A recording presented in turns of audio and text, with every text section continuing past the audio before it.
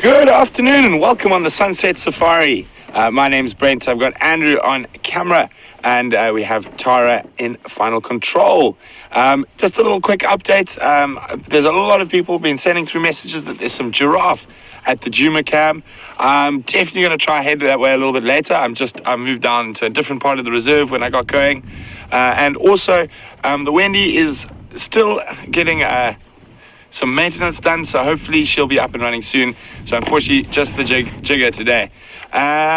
So we're going to go try see if we can find that male leopard that James had this morning. For those of you who are new, you are live on an African safari with me, sitting on the back of my vehicle as we explore Djuma and Arathusa private game reserves, and very exciting stuff. We also are interactive. You can send us questions, and you can do that via email, and the email address is questions@wildearth.tv, or you can use the hashtag SafariLive if you're on Twitter. But anyway, let's get going. Let's see what we can find.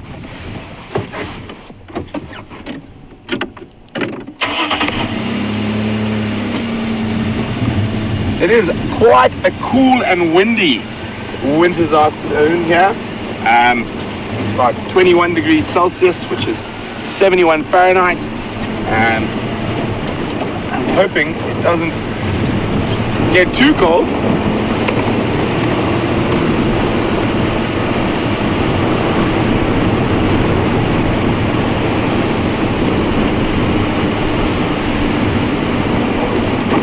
Really great to see Mvula this morning. I'm sure a lot of you have been wondering about his eye and how the healing's going, so good to catch up with the dominant male leopard from this area.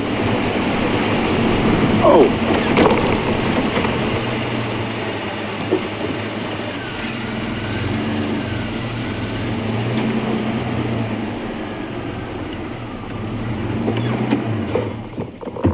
Here we have a female kudu.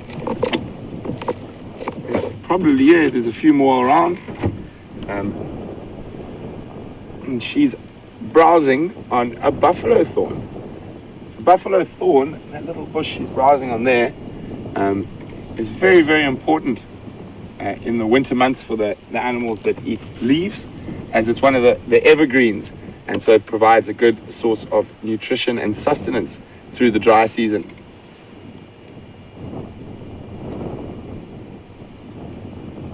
Oh, she disappears.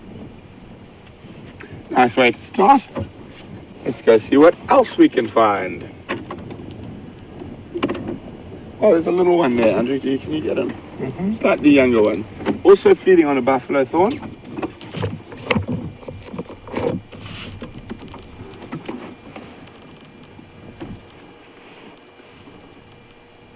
Very, very important tree. Not only for the browsing species, but also traditionally it's this tree that's used to transport the spirits of deceased relatives back to their home, and also it's got quite a few medicinal uses. So warm infusions of the bark, sometimes with roots and leaves added in, are used as an emetic, and also in different concoctions as a cough and chest remedy. The root infusions are very commonly used for diarrhea and dysentery.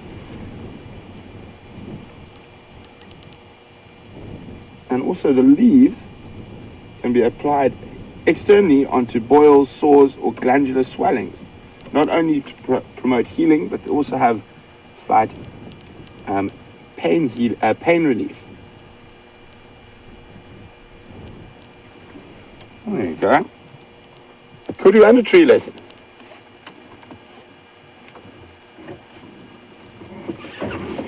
Oh, there's another kudu popping out into the gap there.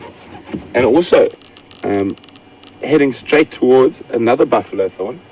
So you can see there's quite a few buffalo thorns in this area, and the kudu are feeding off them quite extensively. And a little bit later, in the dry season, we're actually going to be able to see the browse line quite distinctly. And what a browse line is the height that the tallest of the browsers can reach. So you've got different levels, so you have the Inyala, or the bushbuck's the lowest of the browsers, then the Inyala, then the kudu, and then of course the giraffe. And especially when there's very little food around, these evergreens become very, very important, and those browse lines become very apparent.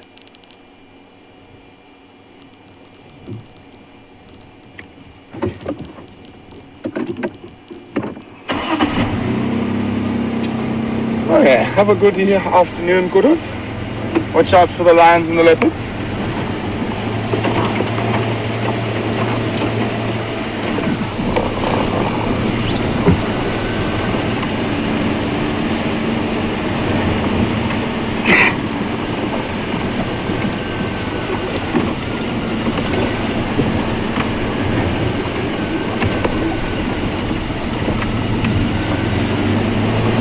So what we're going to do is we're going to go check in that area where James last had Mvula, have a look around there, see if we can find any tracks. Maybe he might have moved up towards Buffalo's Hook waterhole for a drink, and if that's the case, hopefully we catch him while he's there. If we can't find him, we're going to move across and check our southern boundary in case the sticks pride come back across our side.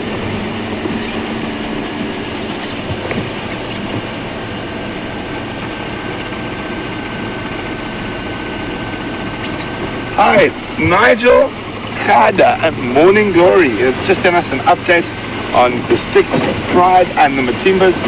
They were actually spotted this morning quite far to the south of us, so they've moved quite far from our boundary and they killed a wildebeest.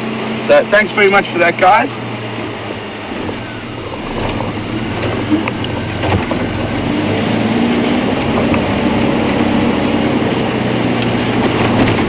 So I've decided to take a road I haven't taken in a while.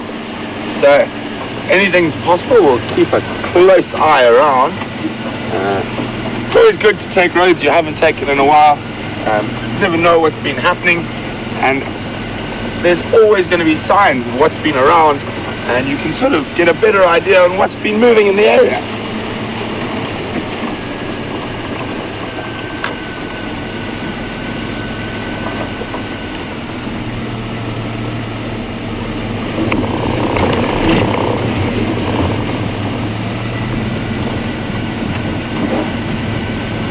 So just as I just said, guys, unfortunately where those cubs, oh, it's the kudu's afternoon out, lots of them around, where those Sticks ladies and the Matimba males are is outside of our traverse area, so a little bit further south and east of where we're able to traverse, but I'm hoping they'll come back within the next couple of days.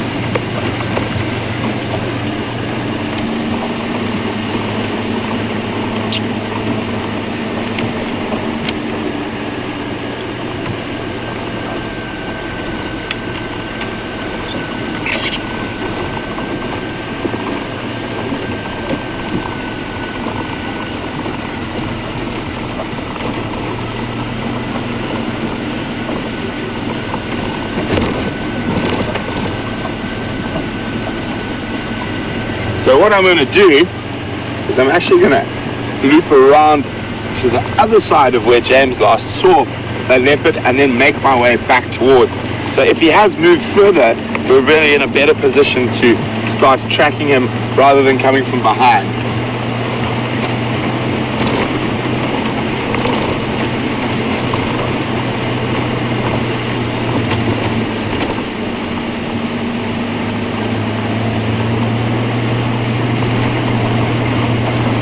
This thing doesn't look like anyone's driven this road for a while.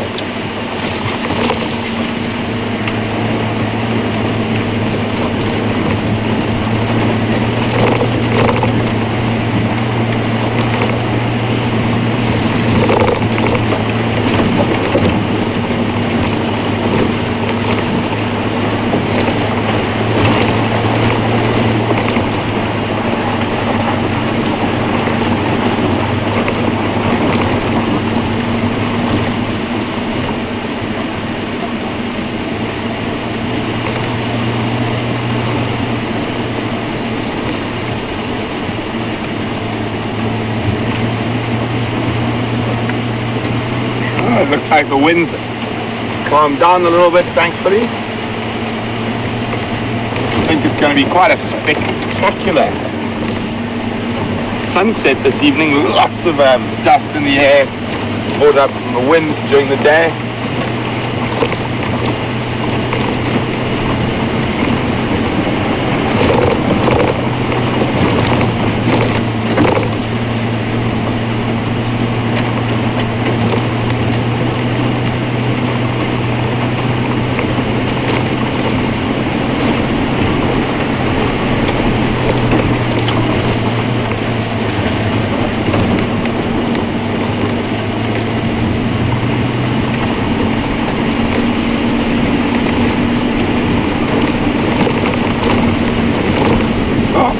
As I say that, the wind picks up again. Murphy's Law.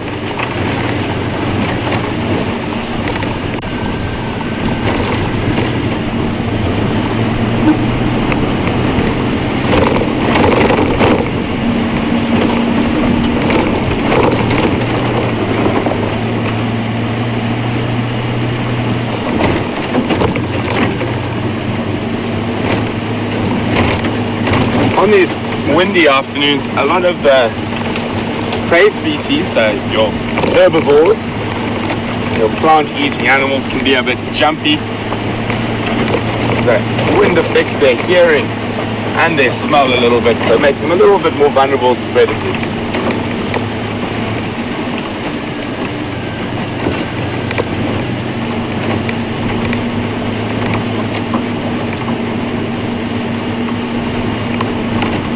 Hi, Wendy from Kentucky. Welcome on the Sunset Safari, Wendy. Oh, hello. You've got a nice big Inyala bull here, Wendy, and an impala. So we'll just sneak forward a little bit. Wendy would like to know how long it's going to take the pride to finish a wildebeest.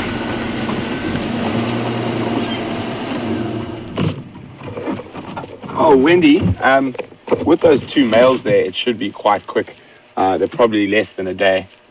If both males are there, they can eat an enormous amount of meat. So I don't think, if it's 4 or 2 lionesses and there's 2 big males, there's probably almost nothing left already. So there we have the male Inyala, the cousin of the kudu. So we've seen 2 of the traphilagids or spiral-horned antelope, and I think we're about to get a show from these guys.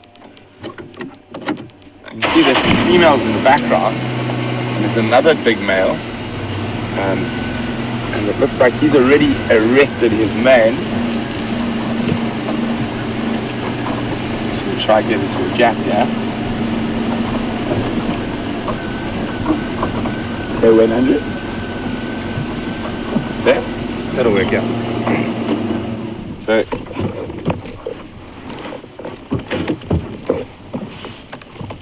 oh, maybe not just yet. Let's see if the other male goes closer. So, as we're talking, another one of the browsing species. Can't see what bush he's feeding on just yet. So let's have a quick look by binoculars.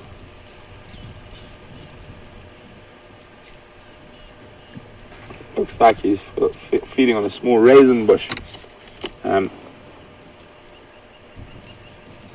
What I was hoping when these 2 males come quite close together and there's females present, here we go. See, he's doing it a little bit there. He's erecting that white mane on the back of his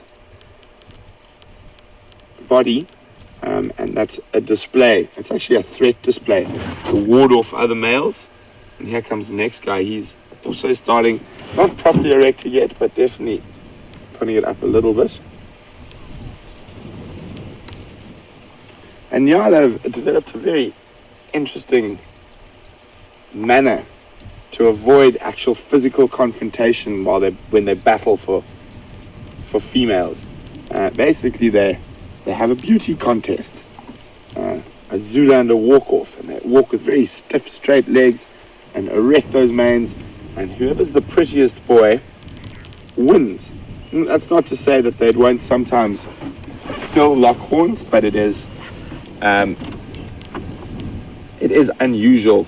They would rather sort of settle it that way, and that avoids injuries and other things like that. So quite an interesting sort of mechanism that they've evolved to stop actual physical fights. I'll have a look there. See if we can. Unfortunately, the females are quite far in the bush there. Won't be able to get a good view.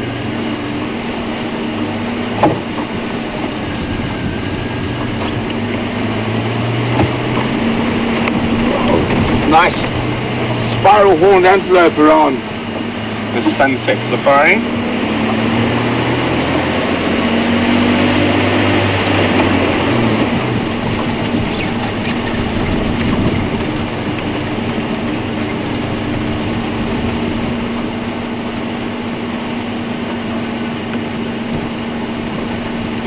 Hi Tracy, welcome on the Sunset Safari.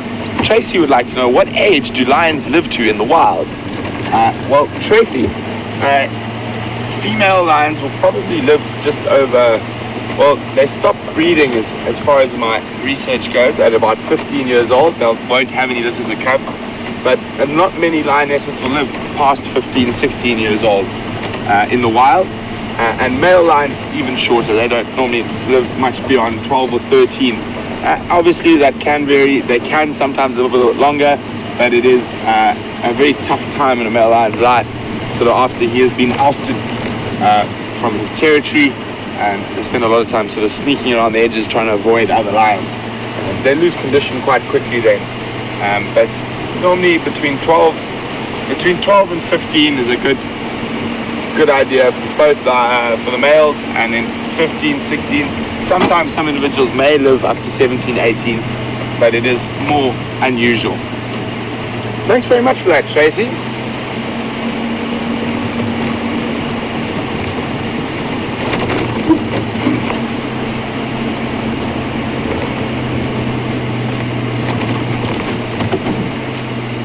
Deary me. What is going on here?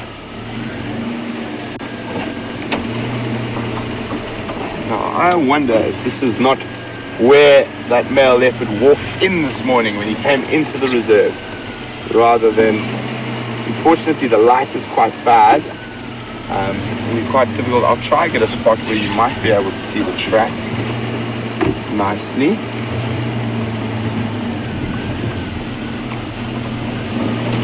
There are some hyena tracks here.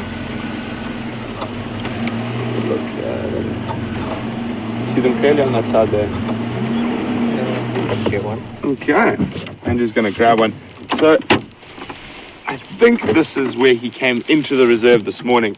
So while James was out looking for him, I could actually hear him calling from our camp. That wonderful of a dominant male leopard territorial calling. Let's see, which one are we on? Maybe one of those down there. Yeah. A little bit maybe down. Yeah, that's the one. So I'm just going to walk a bit back close to the vehicle so you can hear me. So there's that big male leopard coming in from the east.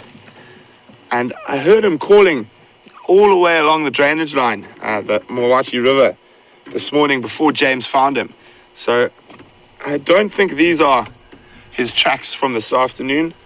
And there has quite a lot of wind blow on the edge, and also the fact that there's dove tracks and that over the top of it.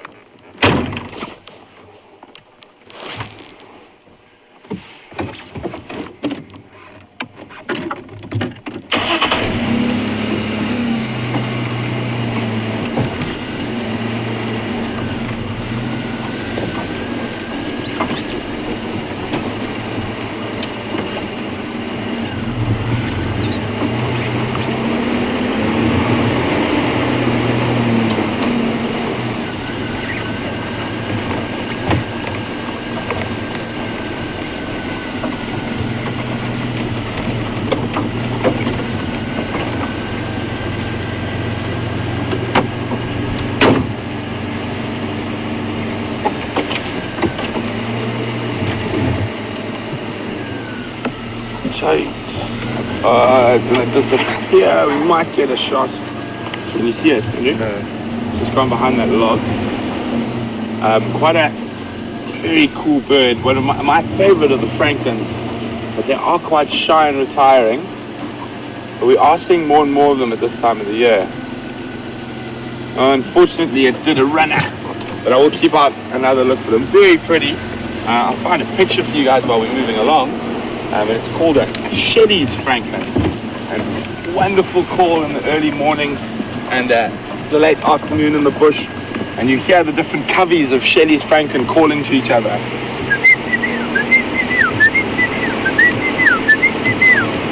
And my grandfather taught me how to remember that. To drink a beer, to drink a beer, to drink a beer. Great. One of my favorite calls in the bush.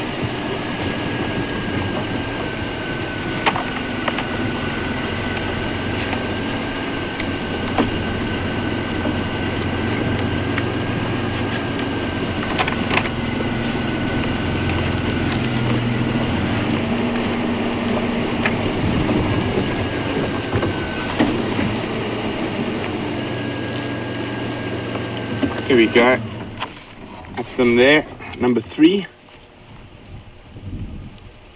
Very, very pretty. Beautiful white throat. Definitely my favorite franklin species we get here.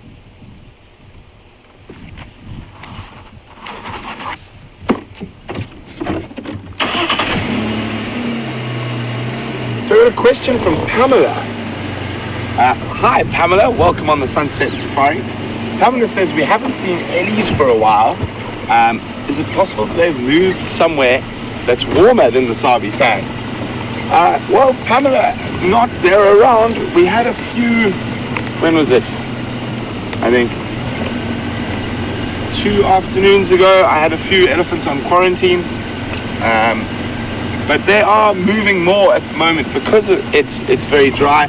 They have to travel further distances between food and water.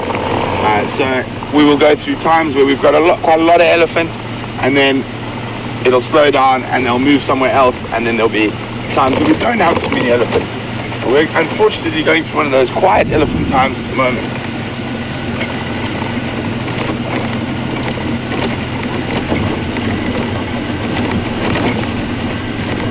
But that can all change in an afternoon.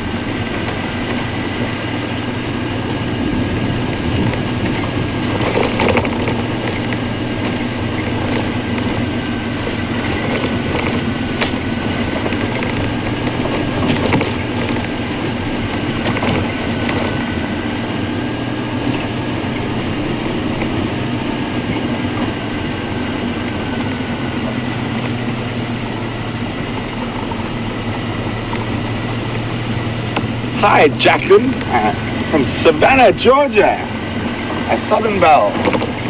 Jacqueline would like to know, is it true that leopard can mark their territory on the tree when they are climbing it? Well, Jacqueline, there's a possibility that there will be a remnant of the urine and the scent marking on the feet and while they climb the tree. But I don't think they actively scent mark by climbing trees. They climb trees for different reasons. One is if they have a kill, they'll put the tree there to evade, what is that? Disappearing, what was that? Yeah, false alarm. Sorry, Captain, back with you now. Sorry, where was I? Oh yes, they climb trees to store kills, protected from other predators like hyenas. Also when it's quite hot, they like to sit sometimes on the top of the tree because there's a bit more wind up there and it's a bit cooler than on the ground. Also as a way to get away from other predators. If they're feeling threatened, they'll climb a tree. And sometimes I've seen leopards just climb trees for fun. We had a fantastic sighting just after I first started with WildEarth of a young male leopard literally playing, jumping around in a dead leadwood. It was an absolutely incredible sighting. But I don't think they actively climb trees to scent mark. Well, not that I've ever heard of.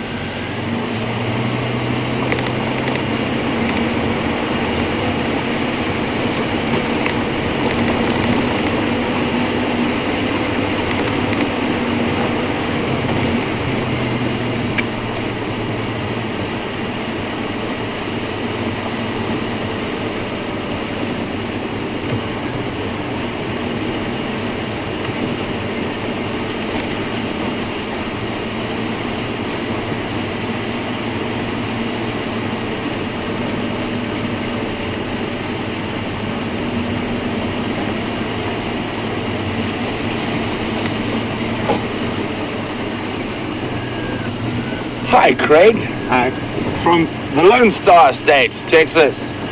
Craig would like to know why there's so many different species of francolin in this area. Let me just run through which ones we have here. We have Shelley's, Natal, Crested, Koki, and the missing one, Swanson's Spurfowl, which is also part of the same family. Well, the reason is, Craig, there's a lot of grass, and they're grass seed eaters. Obviously, they do also feed off a lot of insects and chochos.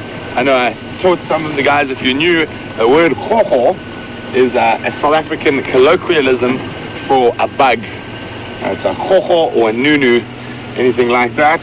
When we were kids, that's what we used to call bugs. But Craig, it's due to the fact that very, very healthy ecosystem. So you can have quite a few different coveys of the same birds in the same area. And also they inhabit quite often different niches in the area and feed off different grass species. But we're just going to concentrate for a little bit now as we approach Buffalo's Hook waterhole. It is possible that that male leopard has made his way towards there after James left him this morning. So I'm going to be checking the road very carefully for tracks.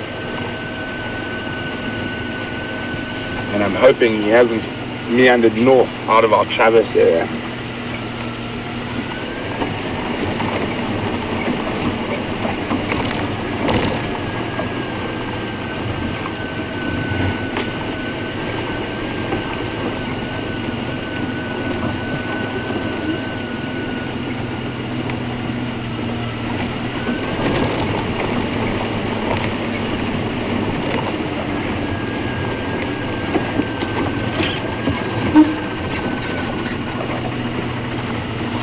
I have found him a couple of times at this dam.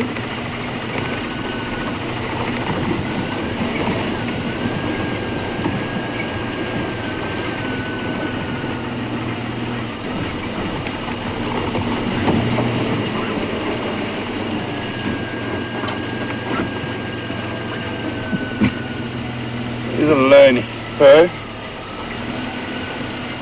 There he is. Ha! Wonderful. Sitting on top of the dam, as in, it looks to be Mvula, I'm pretty sure. James left him quite close to here. Just gonna have a quick look from a distance. There he is. Isn't that beautiful? Wonderful late afternoon light. And there he is, sitting on the dam wall, as we hoped. So I'm just gonna move around a little bit, and we can see if we can get a better view of him.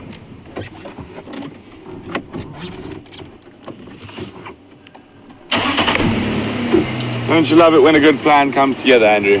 Love it. Thanks to Jamesy for finding him this morning and giving us the right area to start looking on this sunset safari. A little disappointed I didn't have to put any of my tracking skills to use, but try have a look. We'll have a look from the back first, and then I'll try and get around the front of him.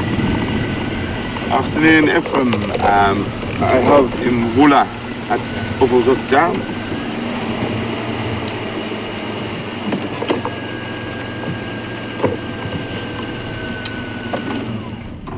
So I think I'm just coming to see what the view is like from here. I think we're gonna have a better view if we go around to the other side of the dam wall. We might even get some interesting low angle stuff. We'll try that as well.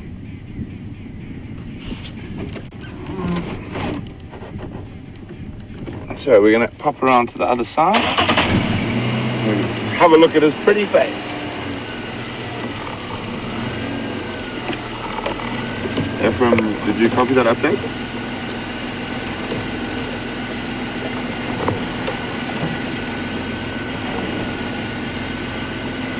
Are we there, Andrew? I've got a 1 meter.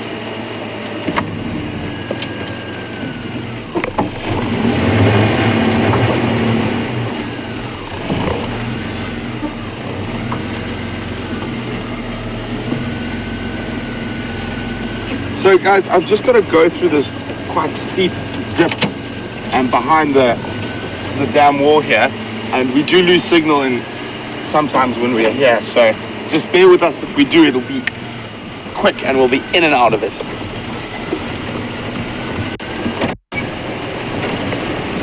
Ephraim.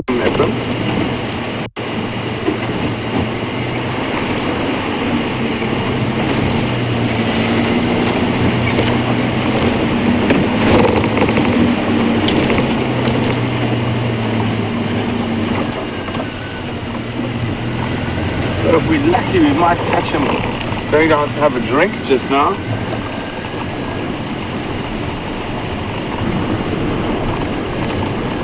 A little bit of sneaky driving here so we don't tumble off the edge. How are your side, Andrew? You okay? Good but scary. It's good but scary. I don't know if you guys heard that. Aardvark not the bravest. Are we there? Yeah, we do. Okay. Reversing's going to be fun.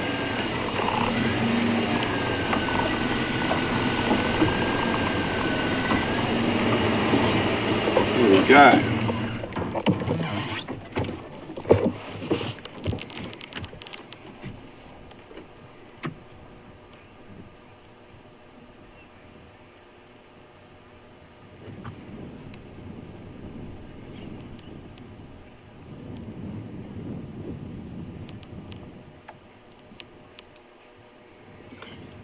So apparently you guys witnessed some really interesting behavior this morning with James of this particular male leopard licking and eating a buffalo dung. And Nigel has commented it looks like he's in the perfect spot if he wants a stack now when he wakes up from his nap, surrounded by buffalo dung. I've seen leopard roll in buffalo dung, and I have seen them lick it once, but I've never actually seen them actually eat it. So really interesting.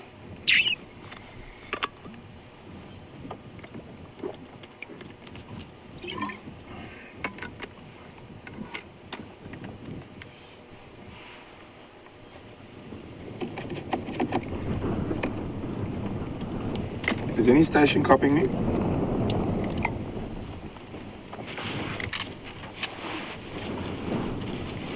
Afternoon. How's it, Andrew?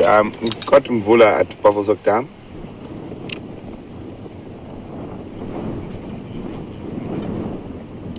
Copy, just me here. More than welcome to make your way.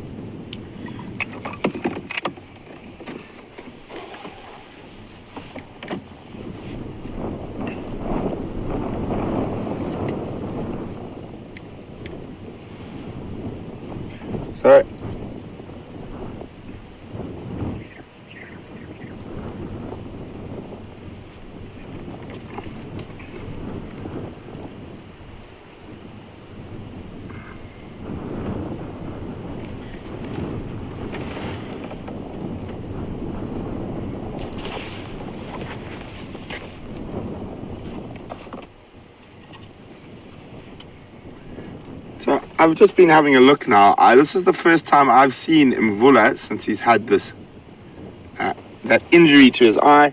And as I said, we've discussed it quite a lot in the last couple of weeks. As I said, it doesn't, to me, it's not a very serious injury. It looks like a burst blood vessel. And that happens. I've seen that in lions and leopards quite often. And it could be from fighting. It could be from mating. And it could even be he sort of took a hoof or a horn while catching a prey animal. So these type of injuries happen to these animals quite often. So I know there's quite a lot of speculation and worry, but I don't think it's affecting him at all. Oh, we have a white-breasted cormorant swimming past us, looking for fish.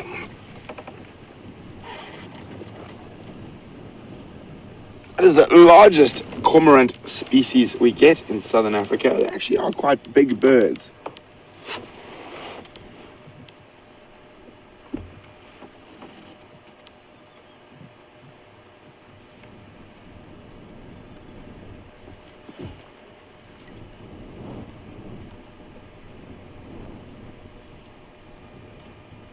when we get a little bit closer on there,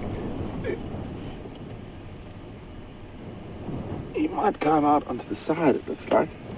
But they've got a very hooked beak for catching fish.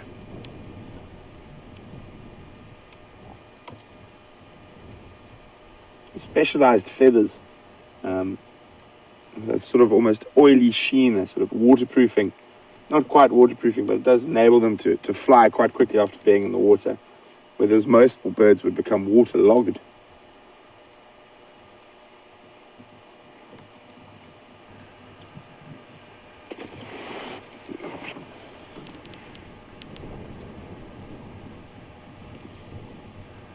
Here it goes.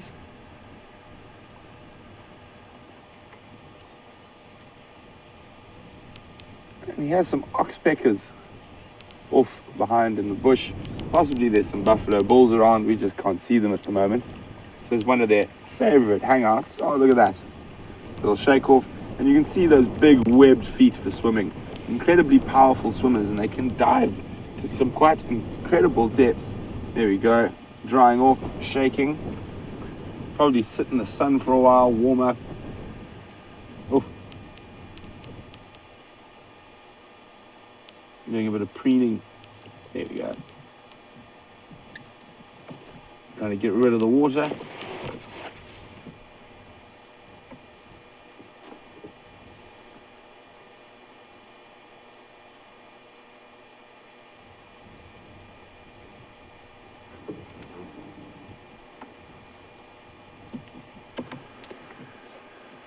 Okay.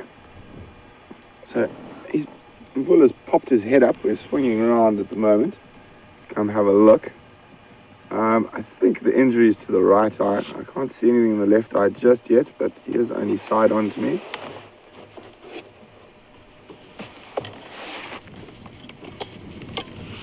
What I will try to do, if I do get a chance to get a close-up shot with my camera, and then we can zoom in on the screen on the camera quite a lot tighter to see what it's looking like. Oh, but he's a tired kitty.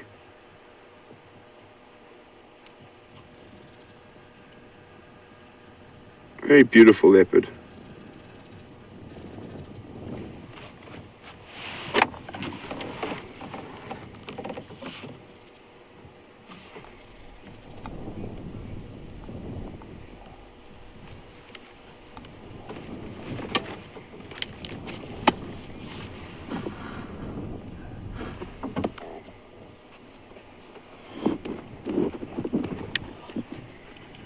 Hi, John from California.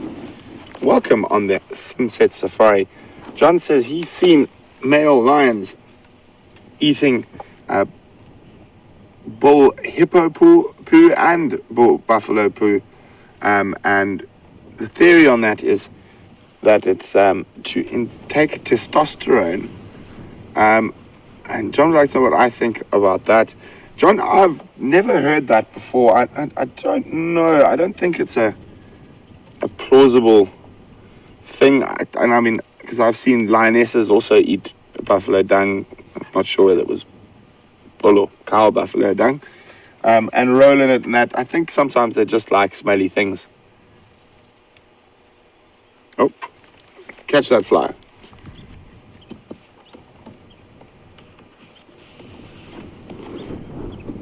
I will get a snap as soon as I can of that eye and we can zoom in on it. I'm sure he's hoping that a nice tasty bushbuck or nyala meanders down for a drink and doesn't see him.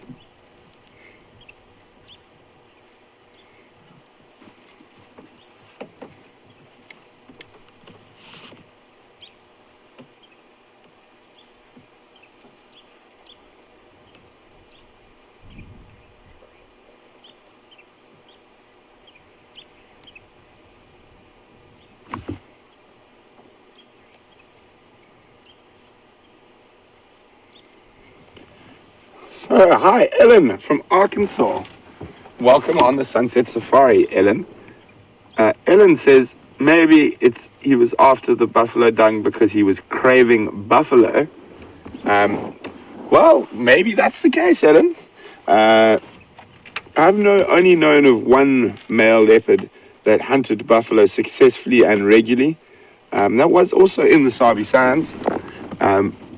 He was a very big dominant male in the central areas, and he used to charge into buffalo herds and grab calves and then run straight up a tree with them. But he's the only leopard I know of that did it regularly.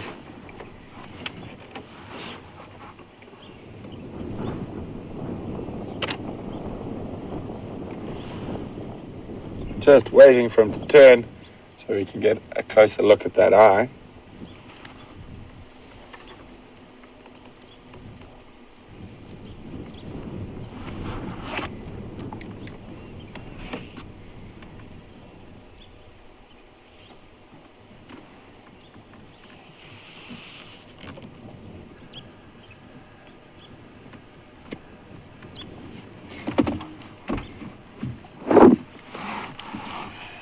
Sure. Oh, excuse me. Hi, Gracie, who's age 7 from the Dayton Children's Hospital in Ohio. Welcome on the drive, Gracie. Gracie would like to know how the hippo feels about having a leopard so close to his dam. Well, Gracie, the leopard doesn't really pose a threat to the hippo. He's much bigger than him, and he's got big teeth. So if the hippo really wanted to, he could actually come out of the water and chase the leopard away. But there's no need for him to do that, and he'll probably just ignore the leopard. Thanks for that, Gracie. And there's the hippo.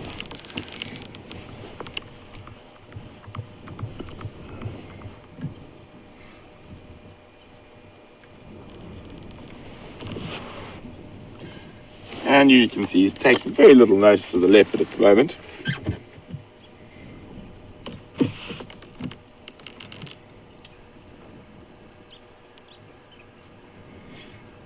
So he hasn't moved very far from where James left him this morning.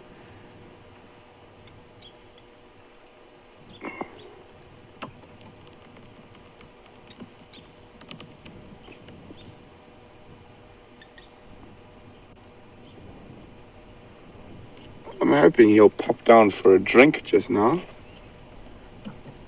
If he hasn't already, he might still have another drink.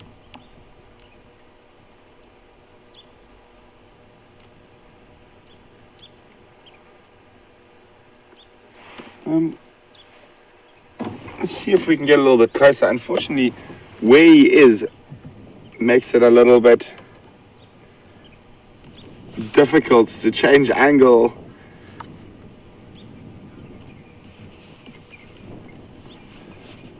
Hi, Pamela.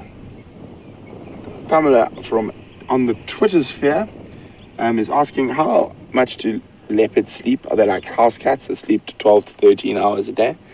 Probably a bit more than that, Pamela. They're probably closer to between 18 and 20 hours a day. Not quite as lazy as a lion, but not too far off. So Andrew, do you think we can just go down here? No. I'm trying to scare my cameraman. We are on quite a steep incline at the moment, especially on this side. Quite high, but I think what I'm going to try to do, so there's the water down there, and that's probably 8 foot or 9 foot down to the bottom, maybe a little bit more than that, and then on this side's about 15 to 20 foot drop. And so it goes right down to where that drainage line comes through. I think what I'm going to do is I'm going to try reverse. I'm going to try get down onto the edge of the water there. And maybe we can get right opposite and below him and look up and check at his eye. So let's try that. So bear with me while we maneuver out of here. I'm going to have to do some quite... Oh. Turn the windscreen wipers on. Those are quite ineffective since we don't have a windscreen.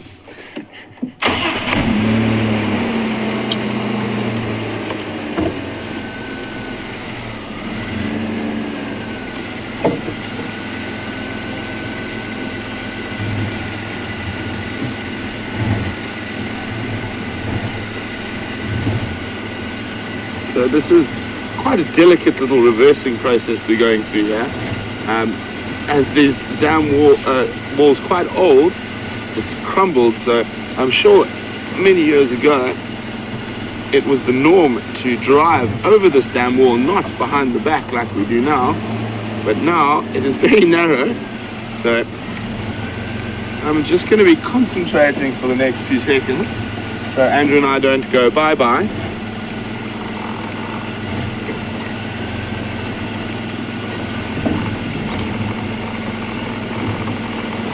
I think we're over the worst of it. You can see there's a couple of very narrow little spots up ahead there.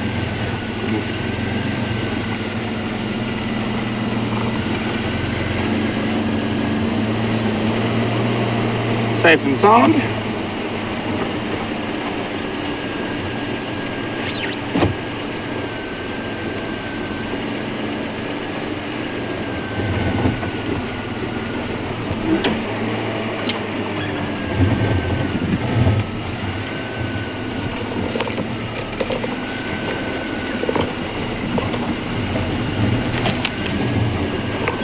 We're just going to drop through this very steep drainage again, so we might lose signal for a few seconds, but it'll be quick sticks.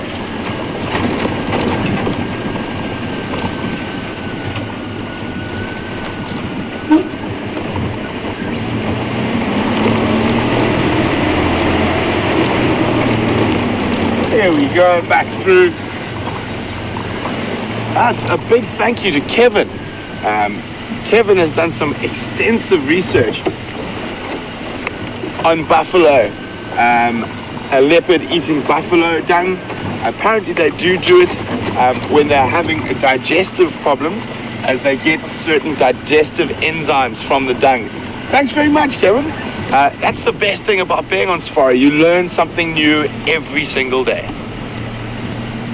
In case those of you who have come in a little bit late, or are new viewers, you're on a live African safari with me. You're seeing what I'm seeing in real time, and at the moment we're being very spoiled, as we have found the dominant male leopard from this area sitting on top of the Mvula Dam wall, which is providing us with some challenging places to try and get different camera angles from, because it's only sort of a front view and a back view if you watch him on the wall. We're going to try and get quite close below him. Also doing this so we can possibly get a much better look at that injured eye.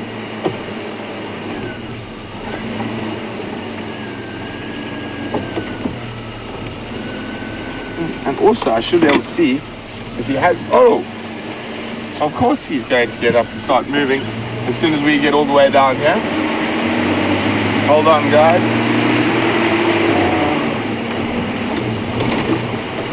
He might come down.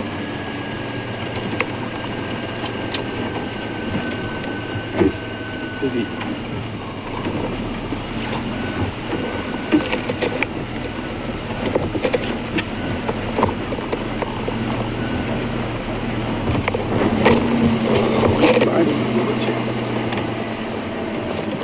Sorry guys, we had a very strange angle. I thought I was going to be able to sneak down the side of the dam wall, but I think it's a little bit steep.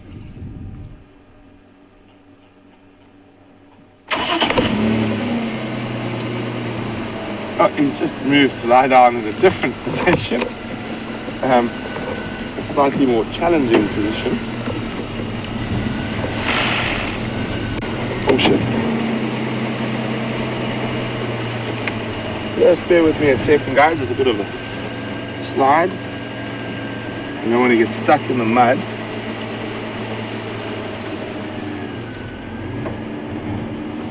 Very embarrassing if I had to call for help.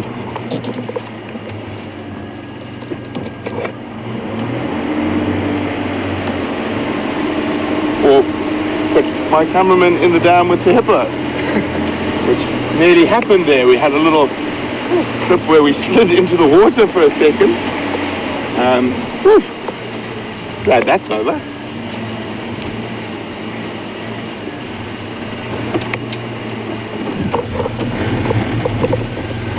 Okay, let's go try and find the next spot where we can possibly get a better view of Mvula and his eye.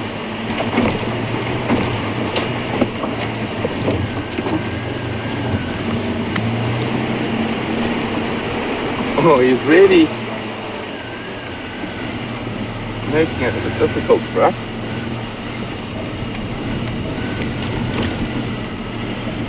I'm gonna have a look from our top where I can't really go anywhere else.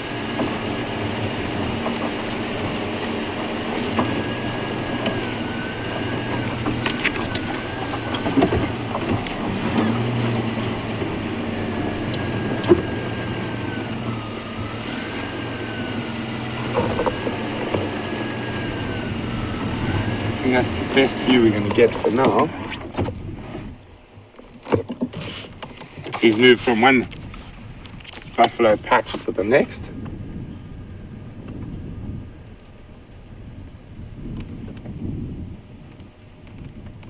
And his eye is closed, so we can't really see what's going on there just yet.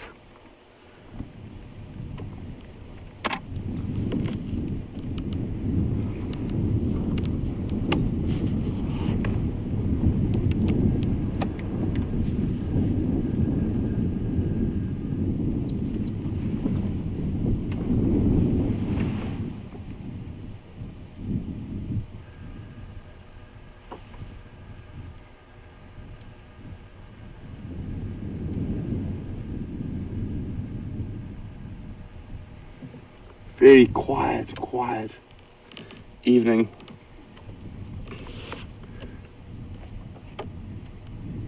And very few bird noises.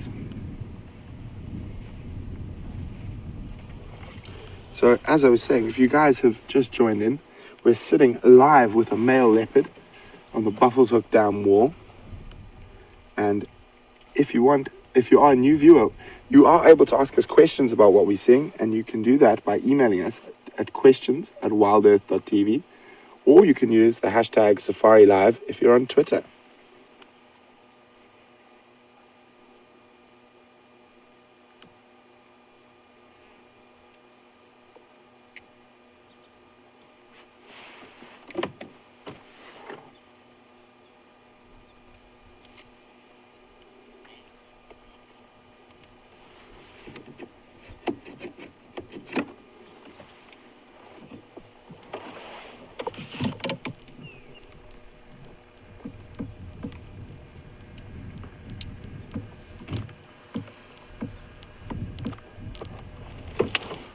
Go ahead, Andrew.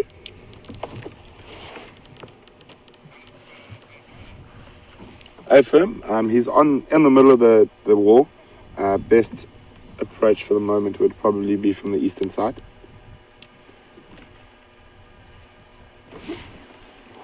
Best approach for you would be on the eastern side.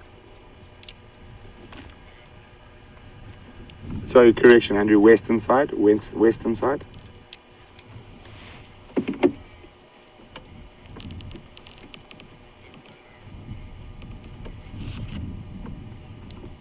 Not at the moment, not since I've been here.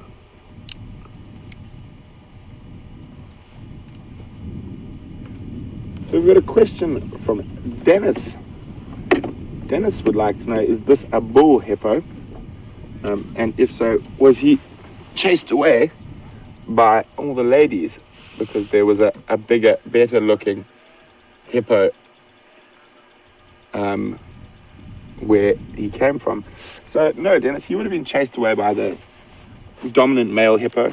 It is a young bull, so he's probably not big enough or strong enough yet to actually compete for those ladies, but in a few years he probably is going to be. So I think that will be his time. So the ladies won't really chase him out. It will be the big dominant male in an area where there are quite a lot of hippo ladies at the moment.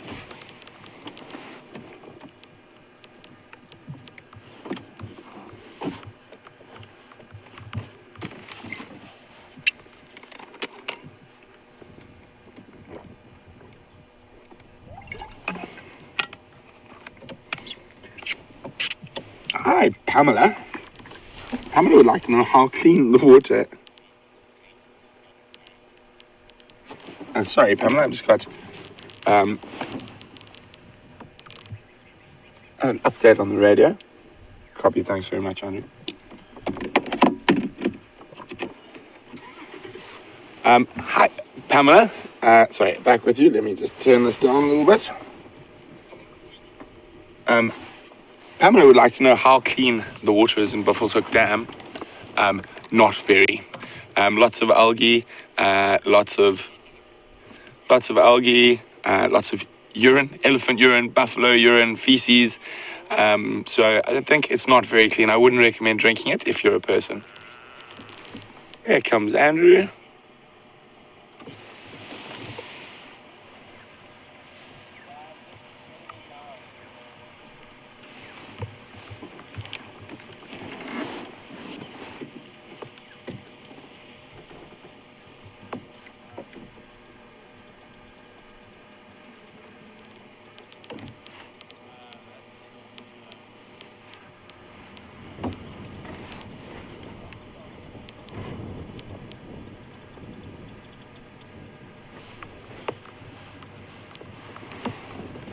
Hi, Dorf from Pittsburgh.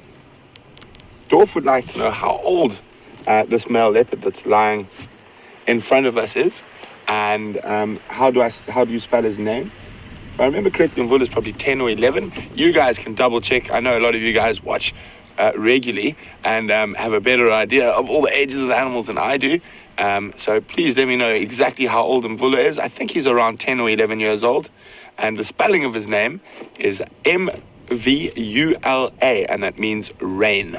Mvula.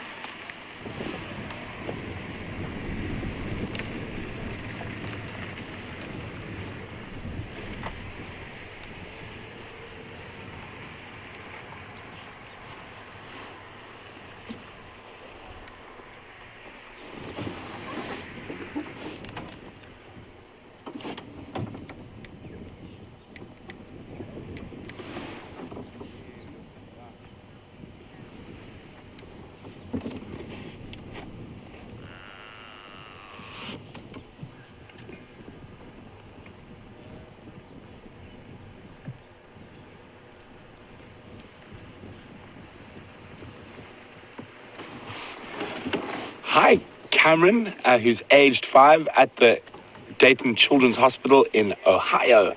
Hi, welcome on the Sunset Safari with us. Cameron would like to know, is this leopard sad because he misses his mommy and daddy, or because he doesn't have any toys? Well, Cameron, he's a big boy, so he's actually a daddy leopard. So he actually has he's had lots of babies all around, so he doesn't really miss. Sorry, I just heard something over my shoulder there, making sure nothing else is coming down to the water's edge. Back to you, Cameron. And he doesn't need any toys. So living out in the bush, he has to work very hard to stay alive. So he is more worried about catching food and making babies and looking after his territory and the ladies that live in his territory. So he doesn't need any toys, and he's not sad, no. Thank you very much for your question, Cameron.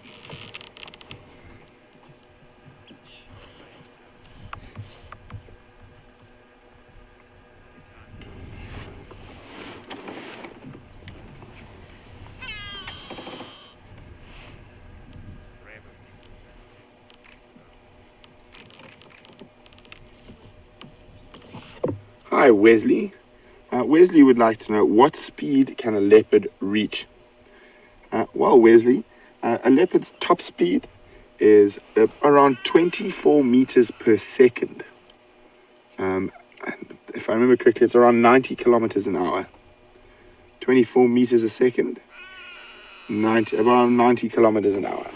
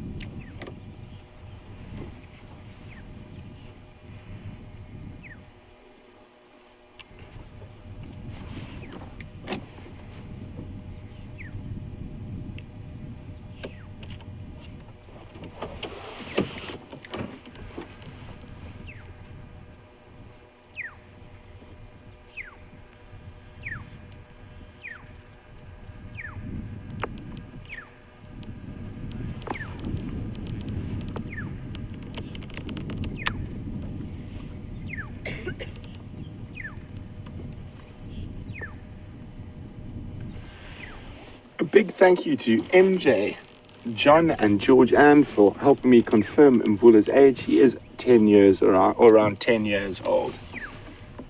So as you can see, there's another game drive vehicle here at the moment. I'm also enjoying this wonderful leopard sighting. I am hoping as it gets a bit cooler, he might come down for a drink and maybe take us on a stroll through the bush and hopefully do some hunting or even scent marking and calling. But at the moment, he's a very tired kitty.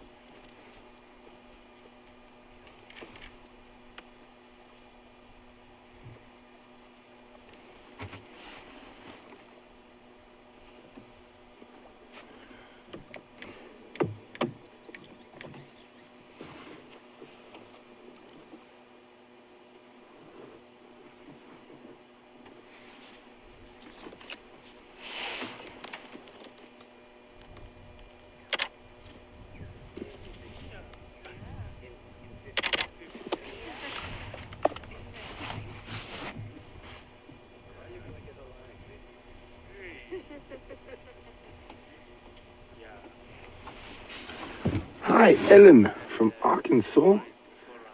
Welcome on the Sunset Safari, Ellen. Nice to have you on the back of my vehicle this evening.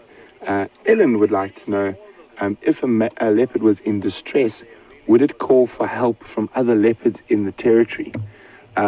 Most definitely not. Leopards are mostly solitary animals, and if it was in distress, there's sort of no one else to come rescue. The only time that would really happen is if there was a female with youngsters and she would maybe try come protect her young. But generally, if a lone adult leopard is in distress, there's no one really coming to help, unfortunately for them, but that's how the way they've evolved. And then the second part of the question is, why do the leopards vocalize? And the reason for this, and you heard a lot of sawing with James this morning, I heard. Isn't that amazing? It's wonderful. And I love that sound. And I was actually listening to him from our balcony while I had a cup of tea this morning.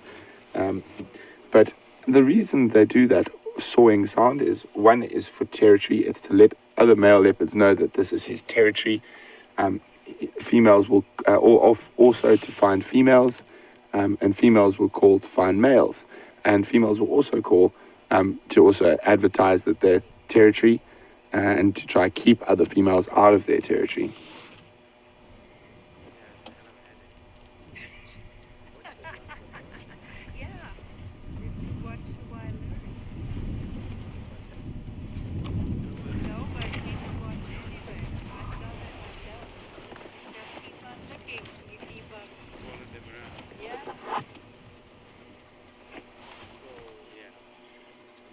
So it's not much movement happening here with this male leopard. So I know I've asked you guys this question before, but it's a fun one and always a good one. Where and what is the highest recorded leopard in Africa, and where was it and in which country? Where was the highest recorded leopard in Africa, and where was it and in which country? And you can send your answers to questions@wildearth.tv or use the hashtag Safari Live on Twitter.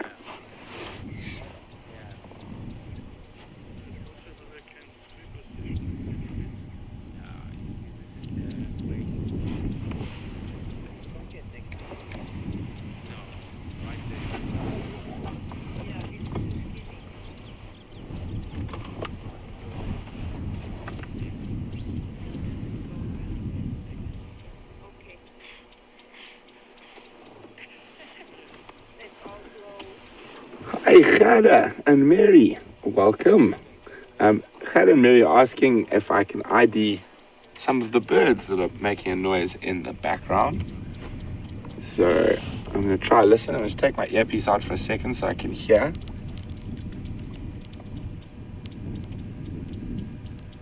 I think we're going to be able to see any of them. They're a bit far away.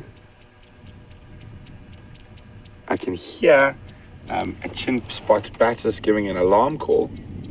Can you hear that, Andrew? Chip, Yes. chip, chip, chip, chip, chip, chip. That's a chin spot batis alarm call. Oh, heads up.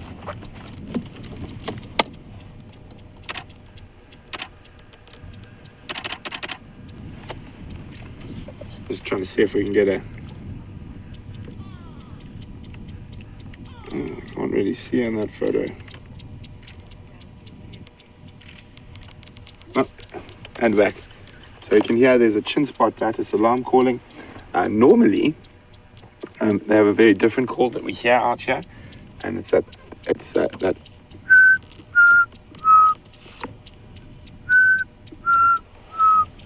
which basically how I used to remember it as a kid. Three blind mice. So when I was learning birds, I used a lot of those funny little things to remember the calls. Oh, looks like he heard something. No.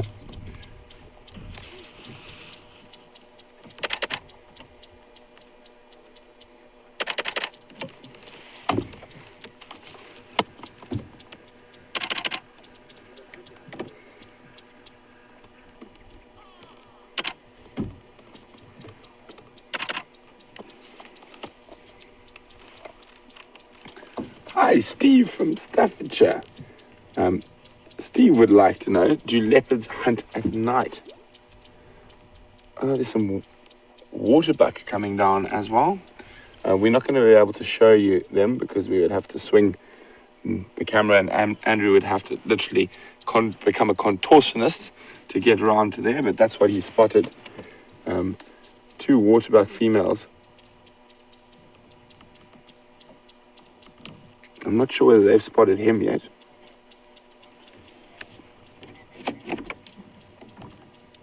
Afternoon, Orbs. 2 stations at Buffelshoek Dam with Mvula.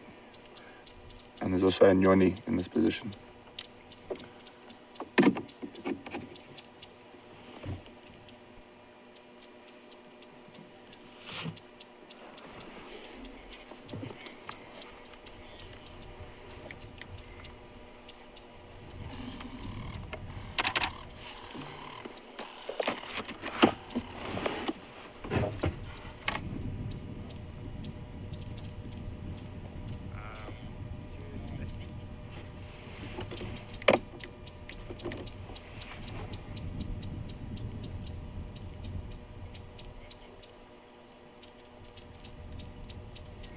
I'm trying to see what other birds we can hear. At the moment, I can just hear those twin spot batis.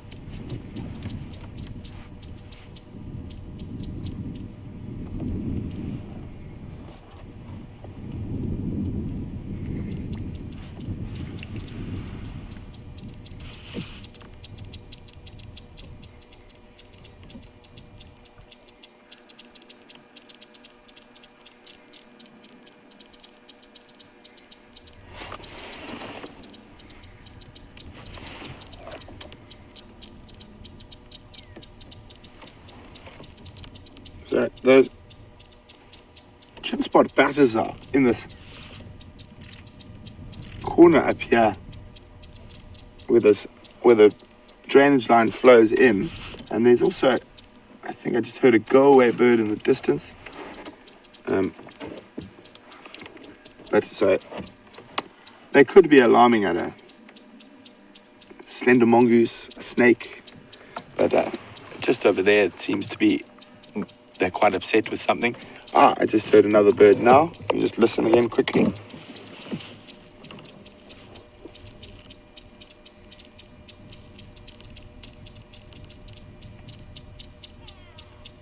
There's a grey go-away bird. I can hear some crested francolin, but quite a long way off. So while he's sleeping and not doing very much in front of us, we can have a look at this buffalo thorn a bit closer than we did earlier. It's the same plant that the kudu were feeding on, and very important species for kudu, giraffe, inyala.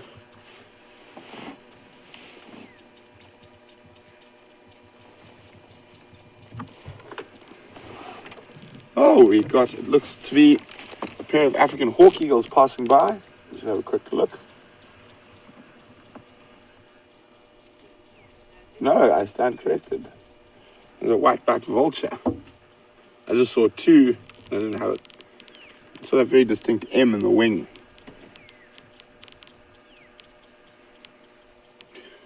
So guys, what we're going to do is Aubrey is making his way here. So there's only space for 2 vehicles to view this leopard where he's sitting at the moment. It'd be very difficult for a third vehicle to come in here and view it. So we've spent an hour here already. So what I'm going to do is I'm going to move out, and then when there's another chance, or if he gets moving, I won't go too far, we can come back.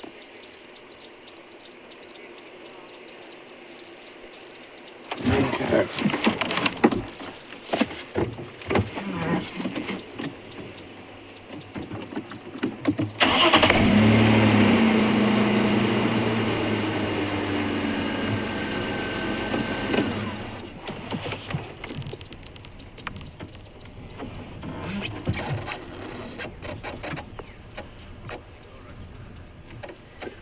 Hi, Jerry and Maryland. We're just having a look at this these grey go-away birds quickly, and then we'll go across to what you're referring to.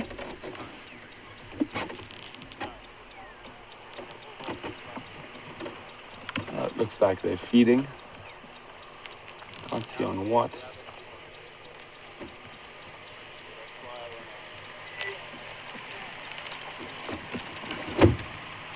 They always look quite clumsy when they're moving around, falling over.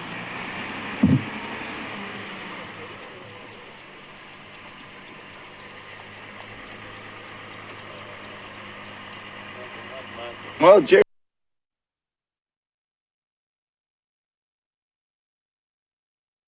put it to bed quickly. Jerry is wondering what that white is on the opposite bank there. And Jerry, that is bird dung. I think that's what you were spotted. So it's probably from that cormorant or from the heron, just judging by the size. So bird dung is what the white is. Okay, there we go. We're gonna make some space now so Andrew can come into this side and view. We won't go too far. There's those waterbuck right here, so we'll just go pop across to have a look at them. And then Aubrey and Andrew get a really great sighting of this guy. We've been here for an hour, and we're not going to go far. And when he starts moving, we'll be right here.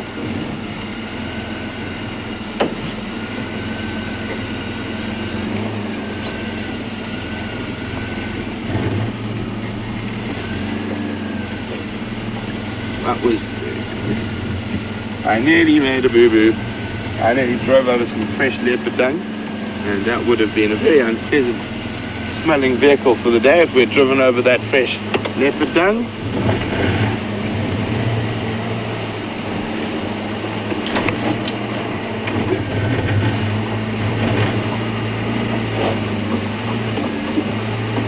Hello, hello. How's everyone doing? I nearly went for a slip into the dam earlier. We'll see you just now. I'm just going to go have a look at the water bucket.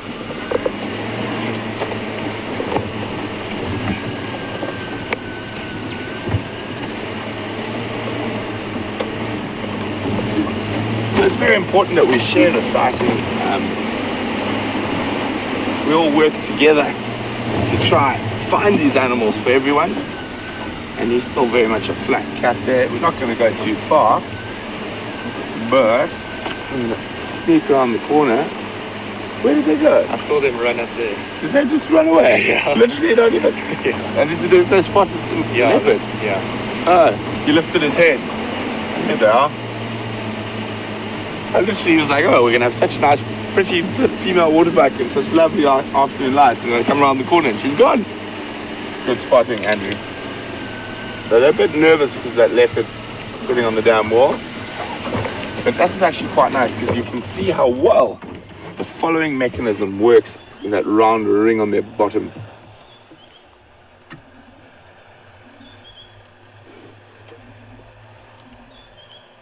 As they move, you see how it sticks out, that white ring. Now they're looking at us. You think a little bit further back we might. Here we go.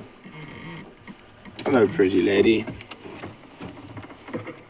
Very, very dainty looking antelope. Even though they're so big, they're very, sort of very soft edges. Very fluffy. So fluffy.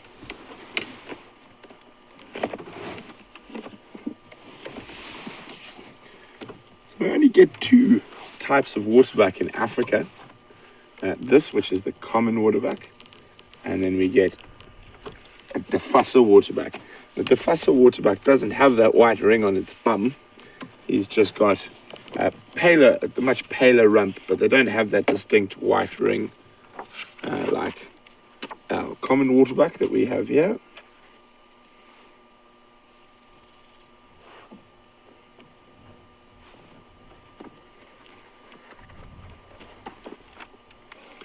Very pretty.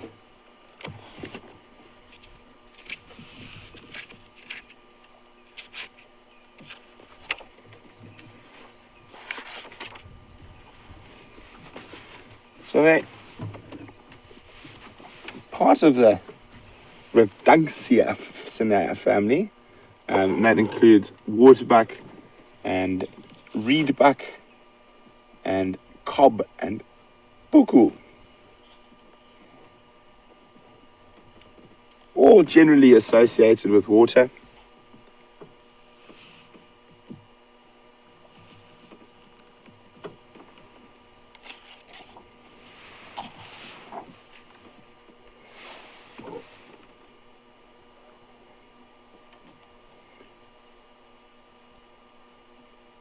Quite interestingly, one of the old Afrikaans names for waterbuck was a ringgat, which basically means a ringed bottom, from that white ring on their bottom.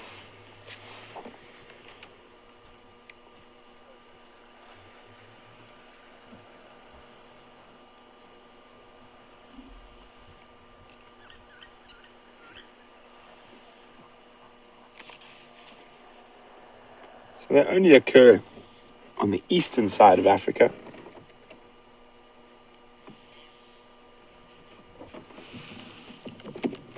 Just excuse me a second. Orbs, if you go on the western side, he's literally lying in the middle of the dam wall.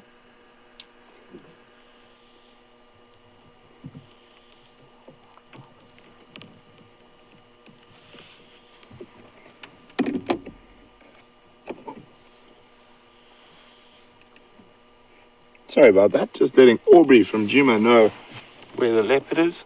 So where we're sitting now, we can still see him. He hasn't moved at all.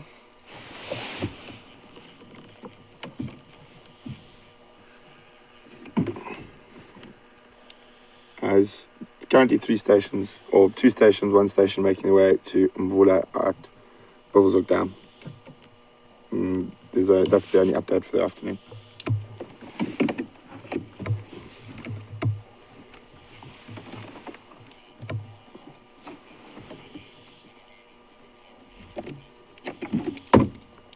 copy, no problem.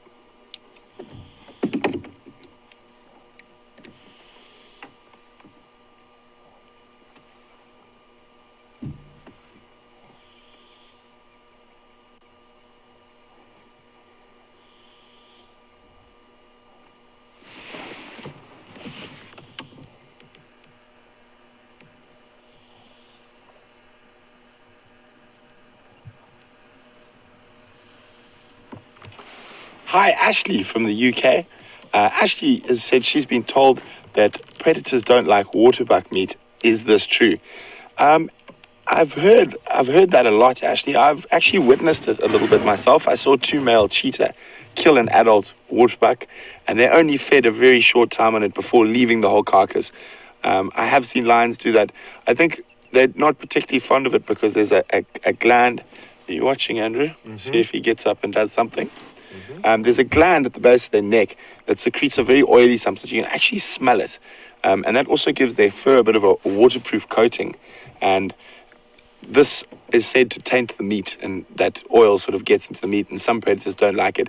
I think if they are very hungry or under stress or pressure, they will definitely eat a waterbuck. They will need the protein. But I have heard that they're not the biggest fans. Predators aren't the biggest fans of waterbuck, which is quite handy if you're a waterbuck.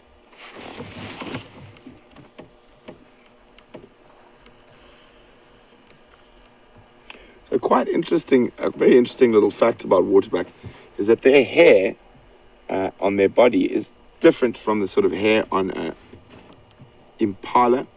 It's actually more similarly structured to like a porcupine quill, so it's actually a quill, so it's hollow, and this also helps with a bit of waterproofing, and it falls out quite easily, and so you see they have a lot of hair. So it's more structured like a quill than a normal hair follicle in other animals.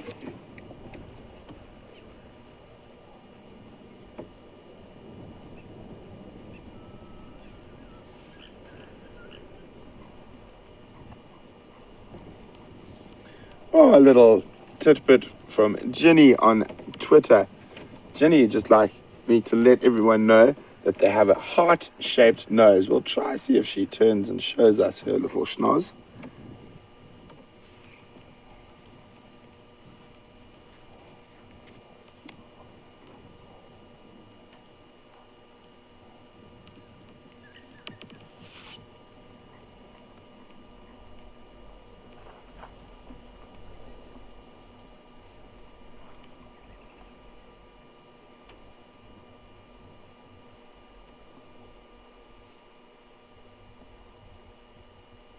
I just heard something up the road a little bit. I'm just going to go a little bit further forward.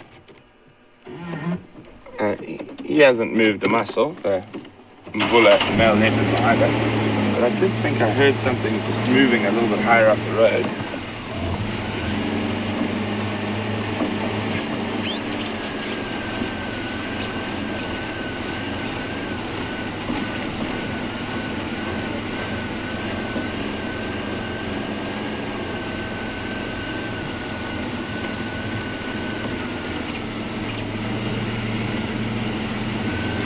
Hi, 23 Skidoo from LA. 23 Skidoo would like to know the difference between waterbuck and bushbuck, apart from the name, obviously. But I'll get a picture out in a second. I just want to see what I heard over here. It could be nothing. It could be something. I think I heard some buffalo bulls, but it seems like they've moved off. Well, let's head back down towards the dam. Well, the major difference between a bushbuck and a waterbuck is their physical appearance is vastly different. The waterbuck is much bigger, a big antelope. Bushbuck's a small antelope. They also live in very different habitats. Waterbuck are a little bit more general in where they are generally associated with areas around water. but they are not sort of, you find them out in the open grasslands as well, where there is a bushbuck is almost exclusively around the thicker drainage lines and thicker areas, and they live in much smaller groups. They don't move, they move very differently. They're very quiet, sort of sneak around, very attentive, very pretty little antelope, but very much a small antelope. I'll show you the difference now. I just thought that looks like such a nice little shot there for the screenshot, guys. We zoom in a bit, we should get, and especially as the sun drops a little bit later, I think that might be spectacular. I'm just going to try to find a picture so we can show you the difference between waterbuck and bushbuck. So secondly, apart from that, they actually belong to different families. So the waterbuck is in the Rodentia family, which is reedbuck, waterbuck, lechwe, and puku, and the bushbuck is in the Trafalgar family, which is the spiral-horned antelope.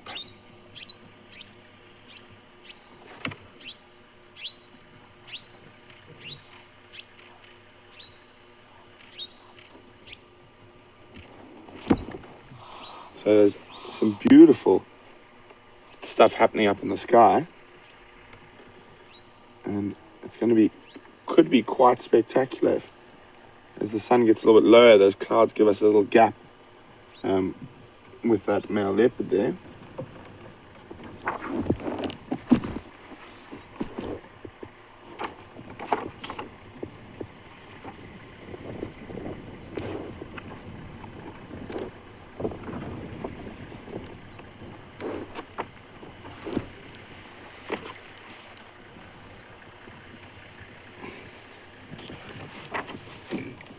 Okay, I'm just trying to find the pictures.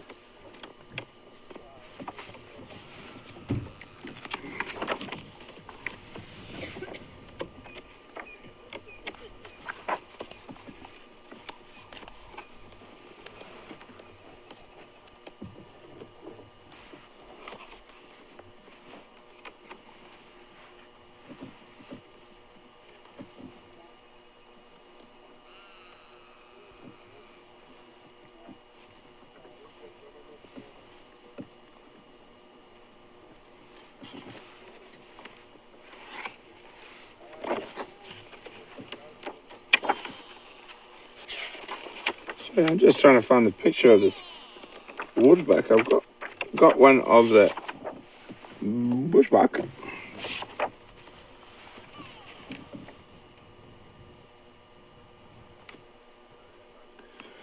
Hi, Pamela.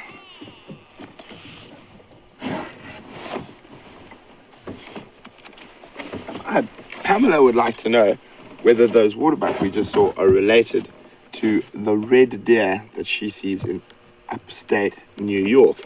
Well, Pamela, unfortunately not. They're not at all. Antelope and deer are not related.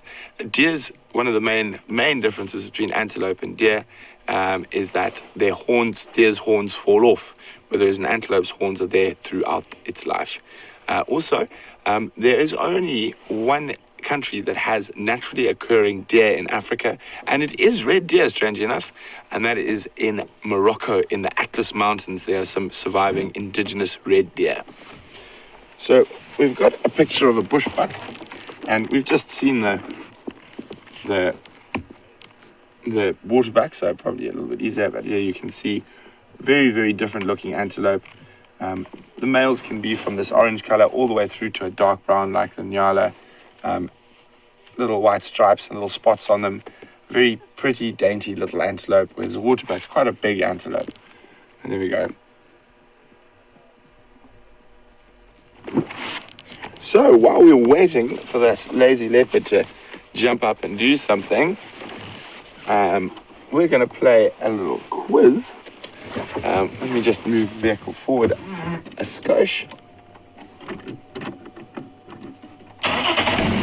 So we've got two types of birds' nests up in the tree here. and they are both related to each other.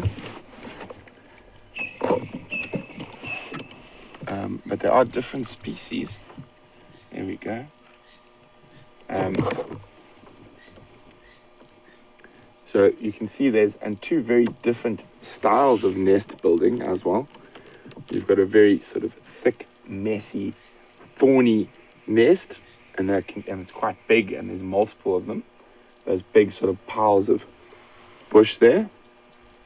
It looks like someone sort of dumped a pile of thorny twigs in the tree. And then you've got these smaller, much more dainty nests to the left. And the center one, and you zoom in, I think that one's the best. Yeah, one of those ones there.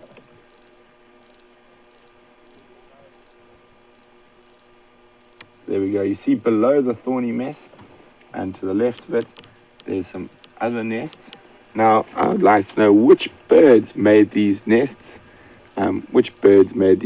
You can send your answers to questions at wildearth.tv, or you can use the hashtag Safari Live if you're on Twitter.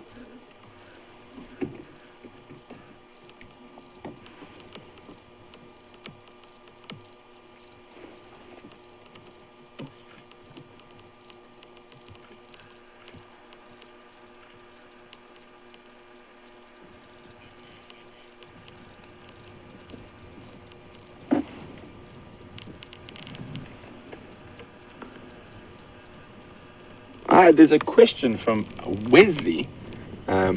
Wesley would like to know whether bushbuck are considered the most threatening buck out of all antelope. Wesley, I'm a little bit confused. I assume you're referring to their aggression. Bushbuck have a very big reputation for being incredibly tenacious fighters when they're wounded or cornered by domestic dogs or even by other animals. And they've been known to stab people with very sharp horns. So they are. I think the other animal that's got a big reputation for being quite aggressive antelope is sable antelope, which we may possibly get here, but I don't think a sable antelope's been seen in the sands in a very long time. Hey guys, I'm just getting a bit nippy. I'm just going to pop my jersey on.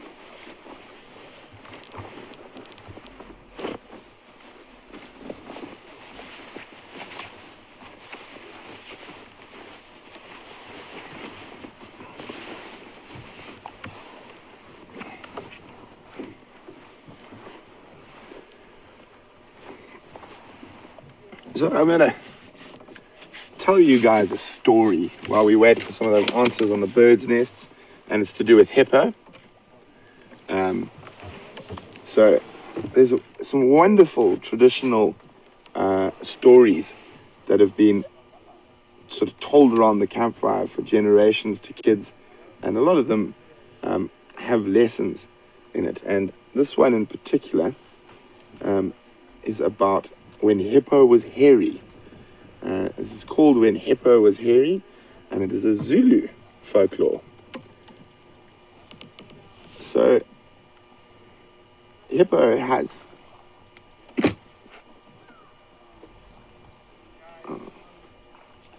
So apparently James was actually chatting about some of the African folklores and when hippo was hairy this morning. So, well, we'll just keep following up.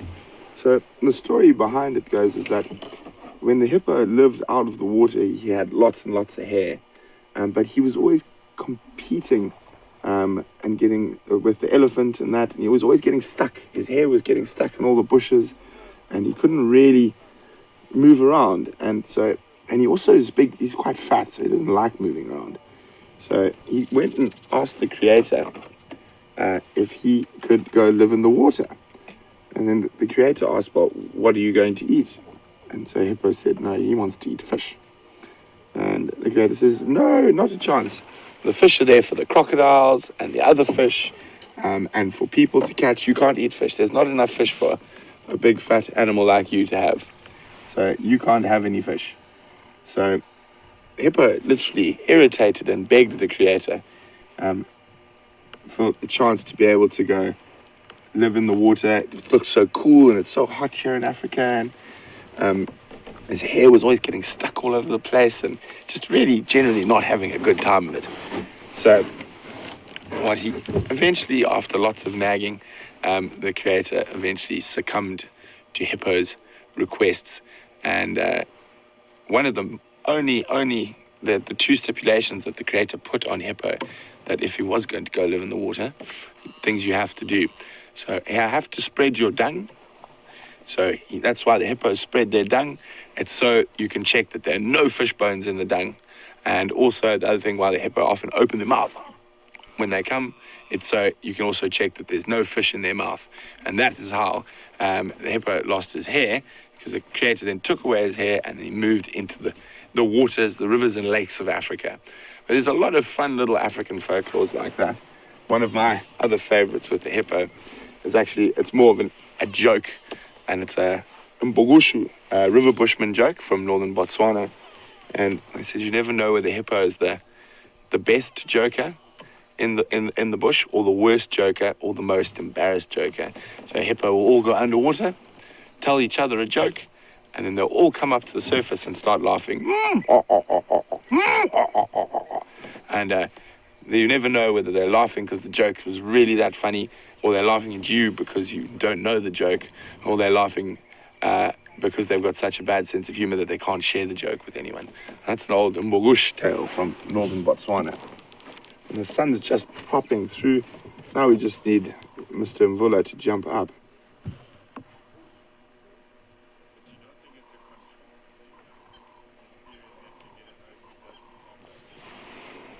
So we've got some answers to the bird quiz.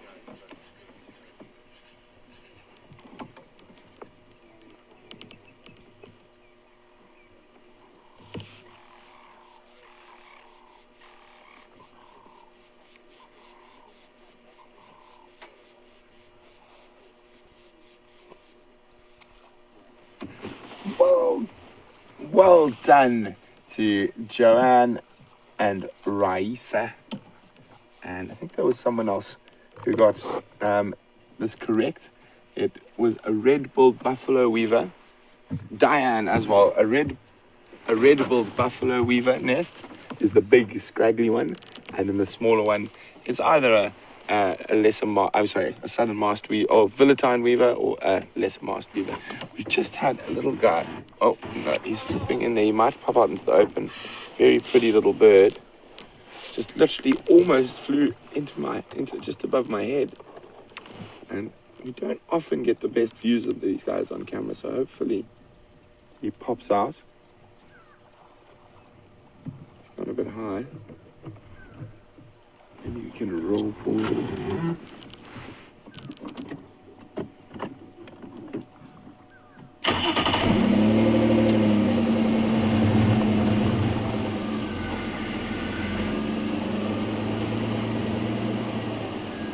Playing Stalk Birdie again.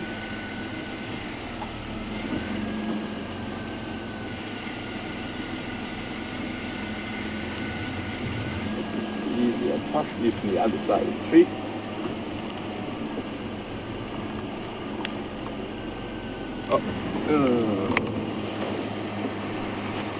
And try get it as it disappears. There we go. Whoa. Quick drop that one, and one. There was a common scimitar. So nice and close, but in the thickets. Guys, I'm gonna try to find out what's going on. I know there are two other vehicles that want to come here, but his head is up now, so we're not going to go anywhere just yet.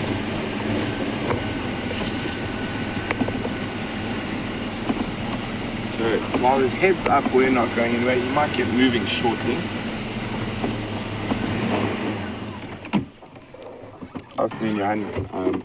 Currently 3 stations with Mvula at Buffelshoek Dam, 1 station standing by.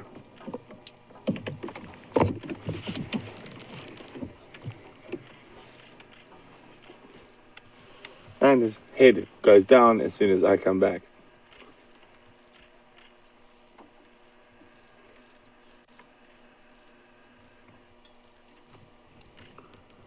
Unfortunately, this happens sometimes. When the leopards are not the most active, and I'm very hesitant to go too far. We are very close to the northern boundary, and I'm not sure when we're going to If he goes to the north, it might be a week or two before we see him again. So why don't you guys let me know, are you guys happy to stay here with Mvula and wait to see if he moves? Or would you guys like to move on and see what else we can find? You can let me know by using Twitter and the hashtag Safari Live, or you can email me on questions@wildearth.tv. Danny White.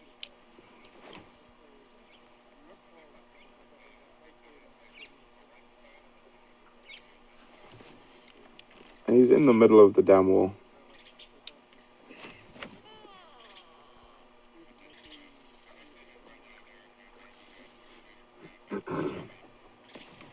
Copy, thanks.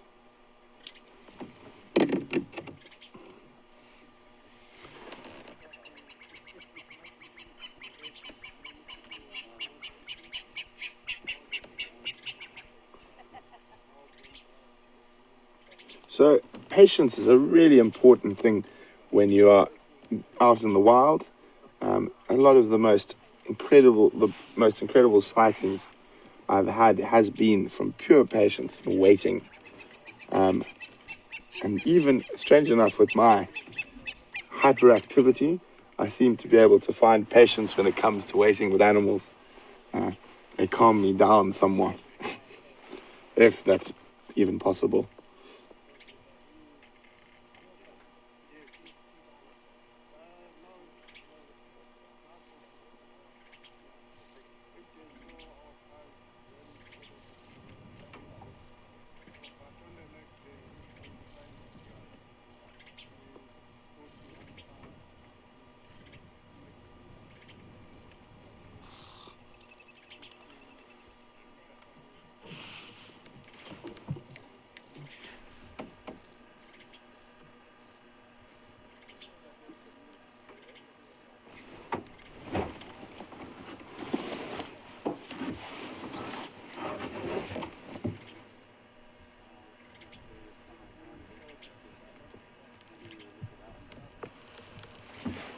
Hi, Philip. Philip would like to know, are there any African wildcats at Yuma? Philip, there are. Very, very beautiful little animal, and the relative of the domestic cat, and probably the first cats ever domesticated were African wildcats. And that was done in Egypt. And if I'm trying to remember the exact date, just give me a second. Oh, he's popped his head up again. And down again. He's quite funny like that. Every time I seem to think he's going to move, he goes back to sleep. Such a beautiful sky.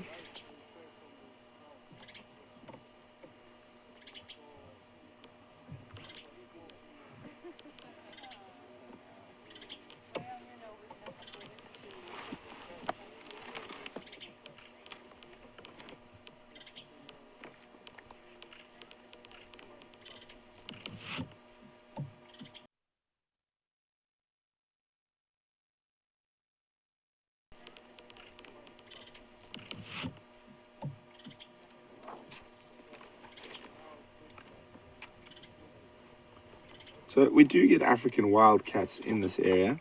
I haven't seen one yet, but generally you're only going to see them when you're moving out around quite late at night. And along with the other small cats we get here, it was serval and caracal.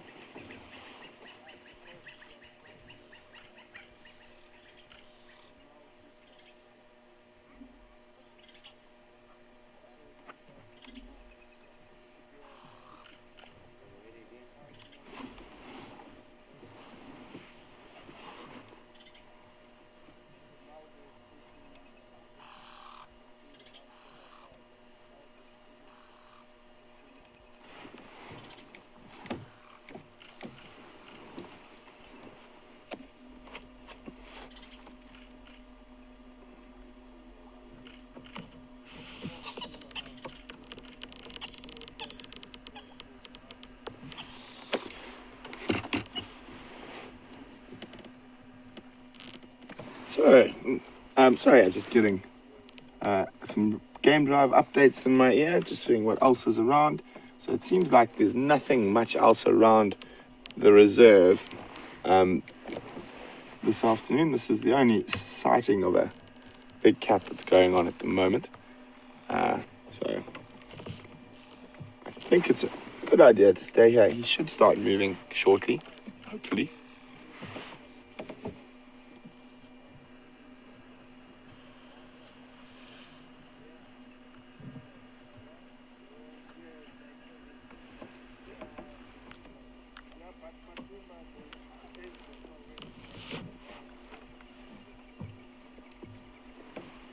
So I actually did quite a bit of reading on African wildcats quite recently, and I found some really interesting stuff out. And here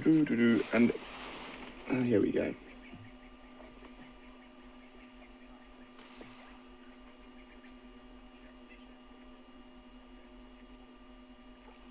So there was quite a lot of debate among scientists whether the African wildcat and the European wildcat were conspecific,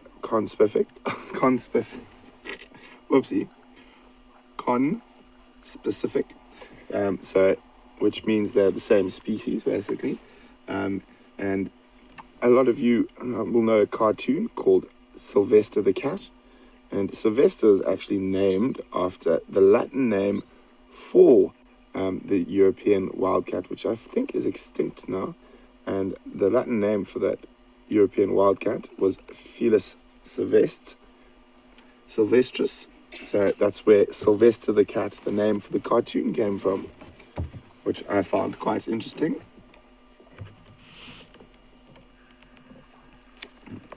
So Egyptians were almost definitely the first people to domesticate cats, and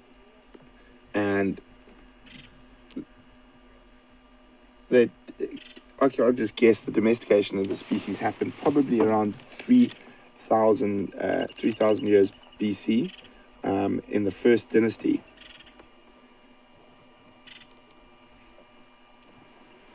So the Egyptians had such a pet fetish and a thing for their cats that they actually started worshipping them, and it became basically universally worshipped by all Egyptians. So far to the extent that when their cat died, the owners would go into mourning, shave off their eyebrows, and mummify and bury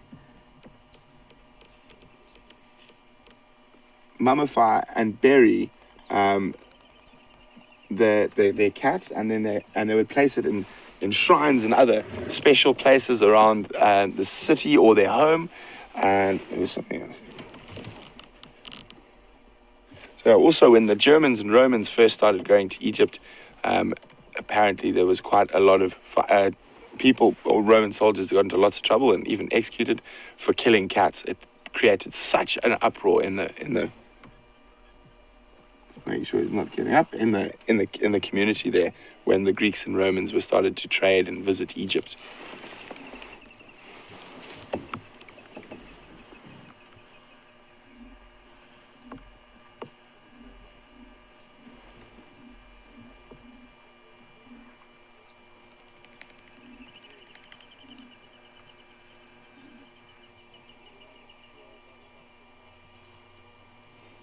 Oh, there's a little Cape turtle dove.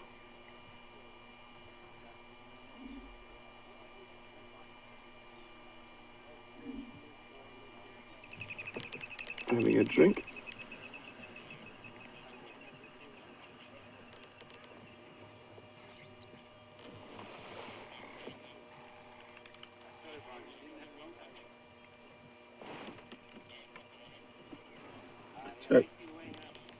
So one of the most interesting things I found in my research about this is that the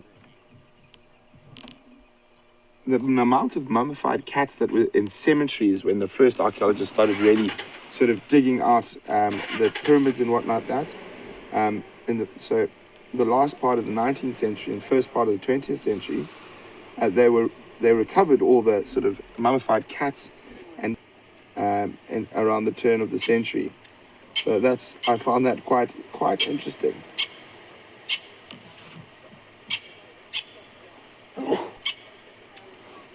during the Middle Ages in Europe, they were quite often they were burnt on the first Sunday in Lent, as they were associated with witchcraft. So we're going to try and get a little bit closer to this guy now.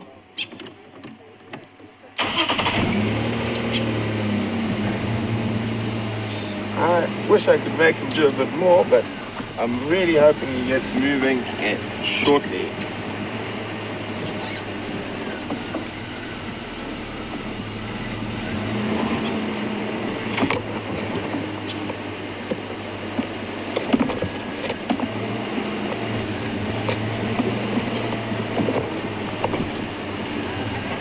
Hello everyone. Thanks so much. You guys having a good afternoon so far? Yeah, You're just so sleepy, but he is very sleepy.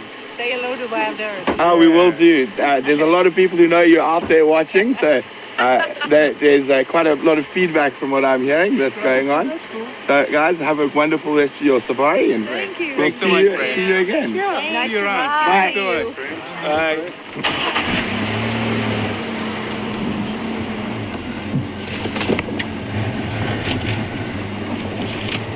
He's very lazy. So those tracks we found earlier in the drive, almost definitely, I think, where he came in from the east of us. I'm gonna try see if we can get a little bit closer this time. Andrew, are you ready for some more acrobatic driving? If you could see the look on poor Andrew's face again.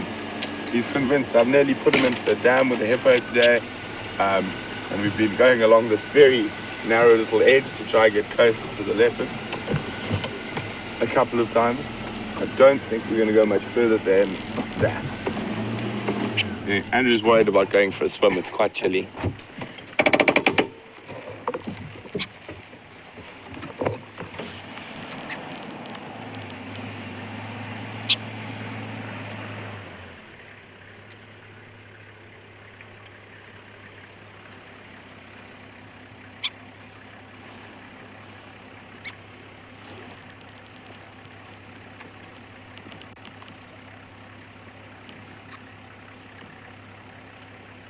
So I really thought he might get moving a little bit earlier with how cool it is.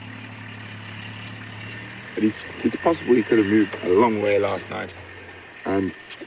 He was doing quite a lot of vocalizing, scent marking, and the reason for this is, I think, with the leopard dynamics changing currently at the moment, there's quite a lot of interesting stuff happening with that new male, the Anderson male, pushing into Tingana's territory, which is causing Tingana to push into,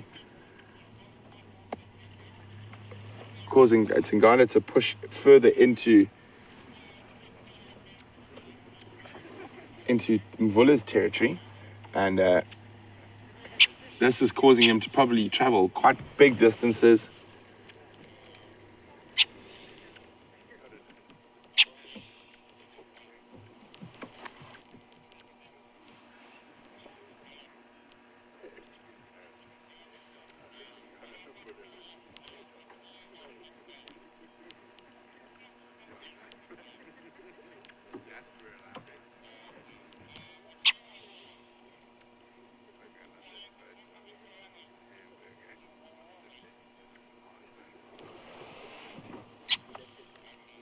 So I'm just listening to some reports in my ear.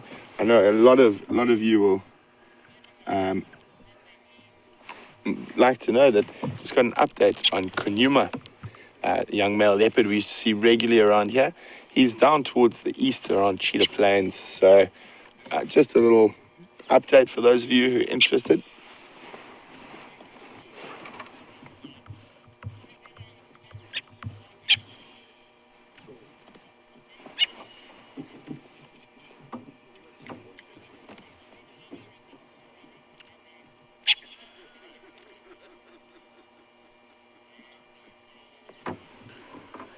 Hi, Mary from Michigan.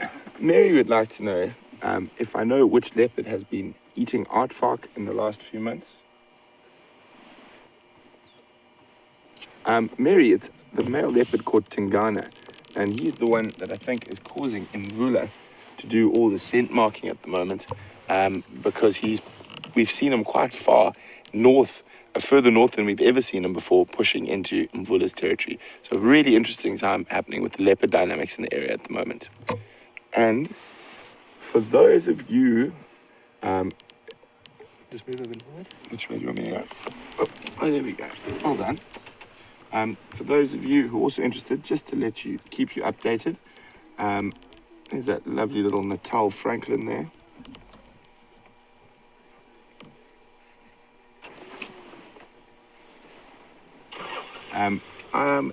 Andrew and I were lucky enough to see Karula last night on our way back to the Manuleti, and she was stalking impala. We didn't have a chance to look at her for very long, as we're in a closed vehicle, but it was quite nice to see her and see that she is all still fine and looking quite well, just a little hungry.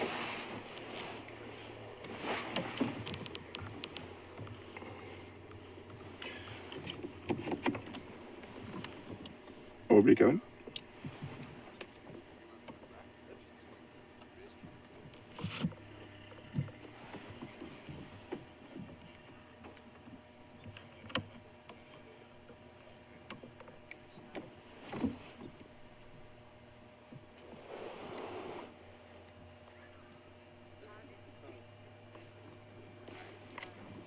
Hi, Steve from Staffordshire. Steve would like to know, what is the rarest bird that you can get in this reserve? Steve, I've heard of some very strange ones over the years, but I'm not 100% sure what's the rarest bird that's been seen regularly. Probably Pell's fishing owl, down on the bigger river systems, is probably the rarest bird that is seen regularly in this reserve. Unfortunately, we don't get them up here. It's not, there are no big rivers, and being an owl that eats fish, it needs those rivers, and it prefers flowing water to take the fish out of, with big fig trees and that. And you can see, even though we do have water up here, it's not the right habitat for a Pell's fishing owl. I'll show you what he looks like now.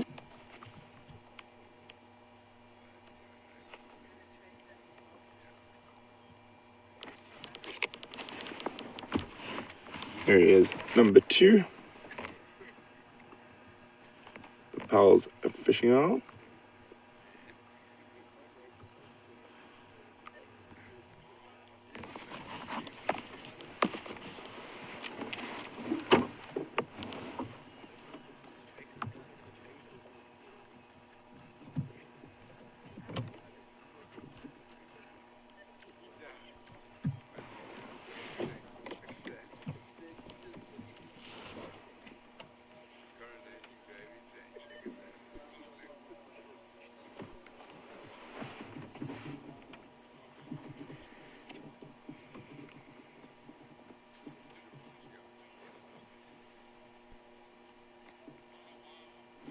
Ray from Las Vegas would like to know, do we get any crows or ravens in this area? We do. We get white-necked ravens and black crows. We get, but not as common. We don't see them that often, but it is possible to get them here.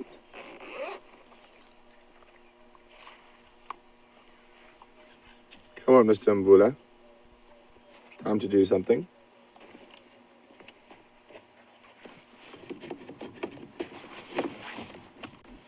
Orbs, what's your plan? How long are you going to stay here?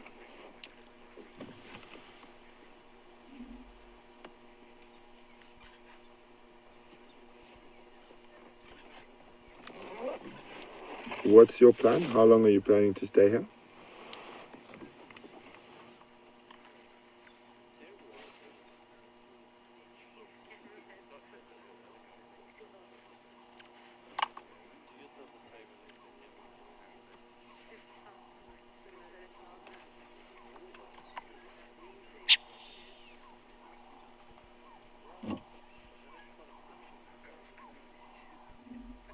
So you can hear quite a nice call in the background there.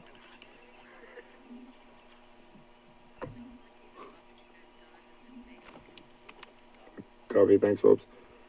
I'm just going to go from around the block quickly, and then I'll come back just now. So we're going to take a chance. He's not moving at all. So I'm just going to go for a little bumble around up to the boundary, see if we see anything there, and then maybe come back, and hopefully he's a little bit more active there. Okay, Andrew, we're making sure we don't roll off the edge. I think you should make sure. Oopsie.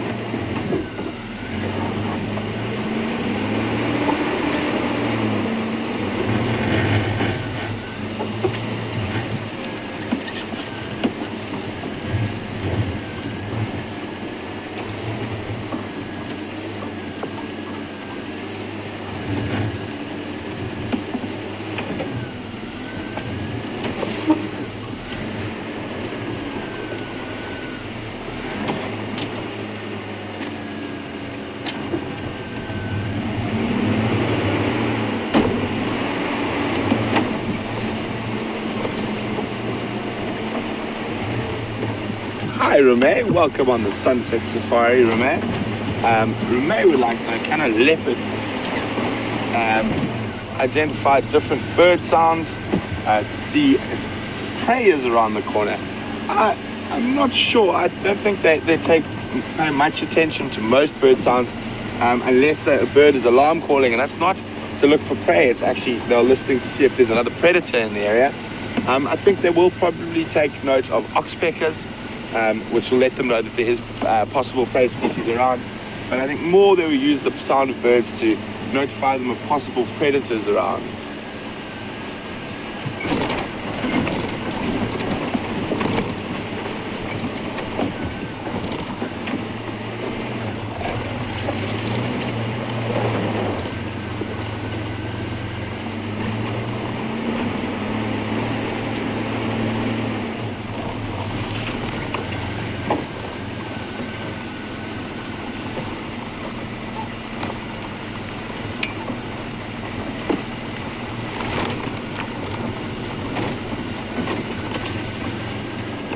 Hi, Sandy from Palm City, Florida.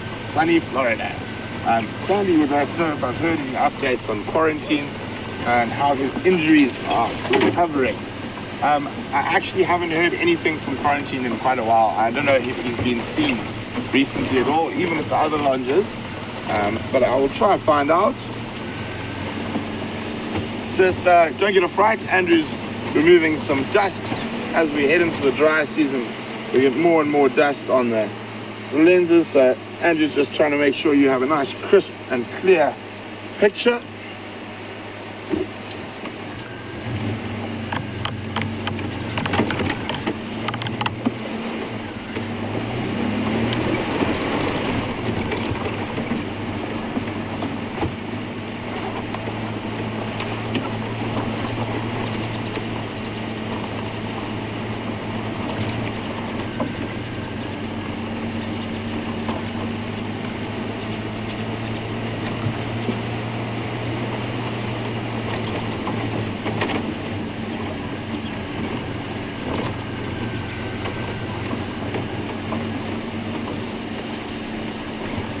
Hi, Kathy from Florida. Kathy would like to know if I've spent any time in the United States studying the North American animals. I feel sorry, Andrew. Disappeared. I've spent some time in the United States. Unfortunately, I didn't have any time to go look for animals. I was doing sales and marketing for safaris, so I was basically traveling around, meeting with different travel agents and tour operators. Wasn't much time for looking for wild animals. I did see a black bear near Seattle while I was there, though. I was very excited. And also the first place I ever saw Canada geese. So I did do a little bit of birding where I had the opportunity to while I was traveling through the States. What else did I see? I saw coyote in LA, and turkey vultures as well. It was a nice sighting. I had a nice sighting of them. And then I saw a gator, an alligator, while I was driving down Alligator Alley, that big highway through the middle of Florida from Miami through to what was the other side called? Orlando. Yes, there we go. Yeah, so I've seen a few North American animals, but obviously nothing like I would like to. And definitely one day I'd like to go have a look at a big grizzly bear and moose. Moose fascinates me. They're such a big animal, huge. So definitely one day I'll get and have a look at, and wolves actually. Really like to get to Yellowstone National Park one day.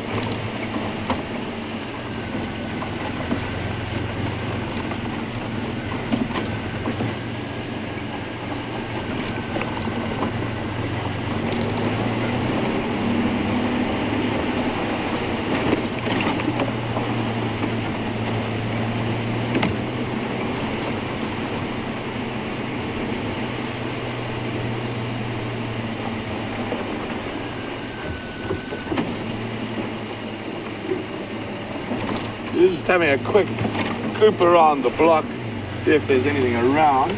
Also, to give you guys a little bit of change of scenery from where we were. Let's see if we can find something else.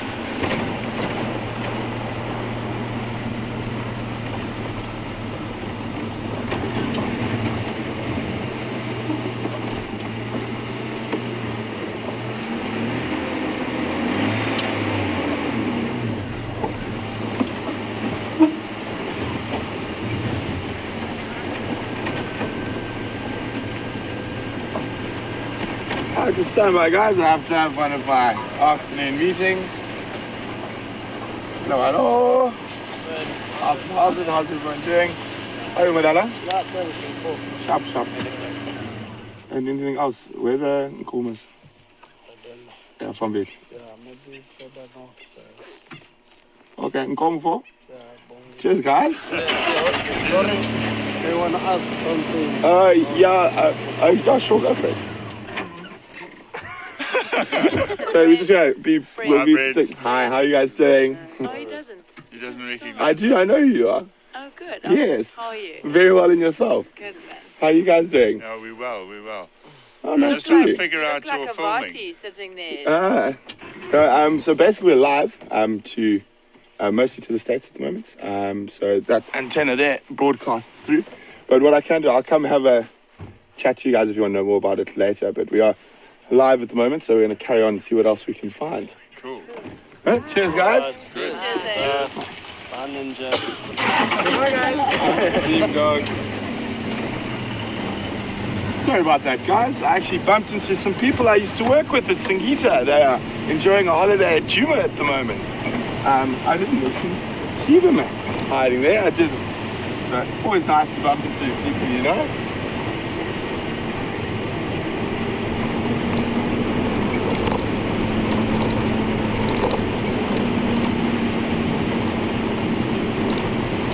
So, always fun. I'm hoping by now Mvula has decided to be a little bit more mobile. So we're going to loop around, check back down towards the dam, but from the other side.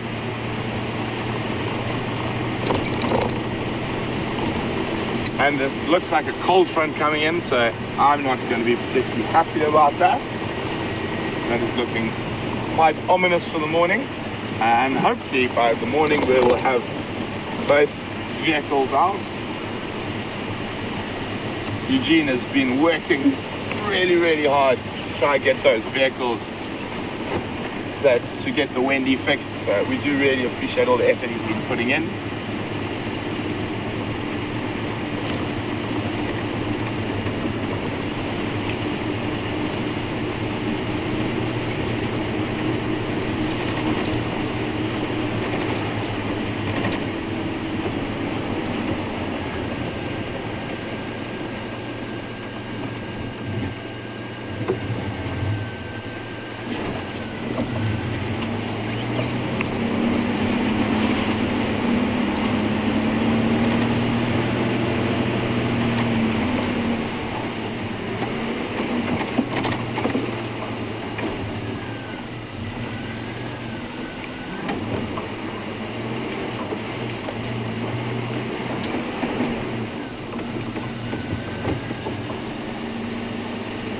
So interestingly enough, guys, there's some Impala here, and that's very close to where Mvula is. So hopefully he might be coming back this way.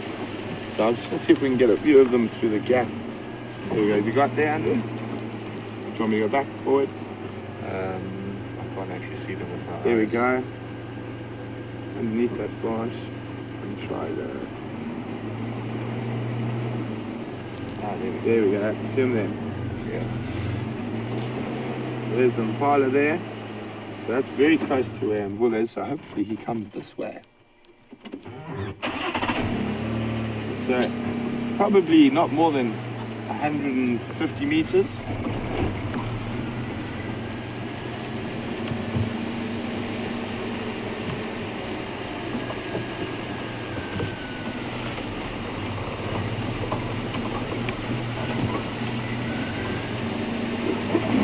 Hold on.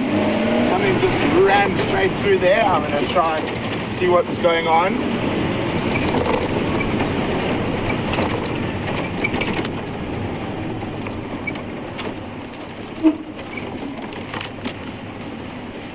What was that? It almost looked, I just had a very quick glimpse of something running across the road. It looked almost cat-like, like a small cat. I'm just going to shoot down here quickly to see if Mvula's still in the same place, and then I'll go back and have another look there. But I just saw it shoot across the road at high speed.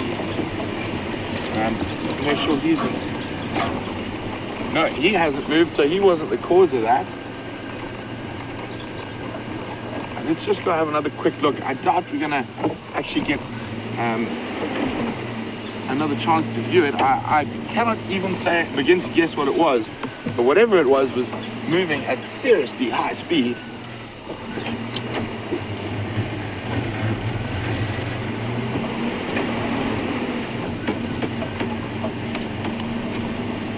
One station here.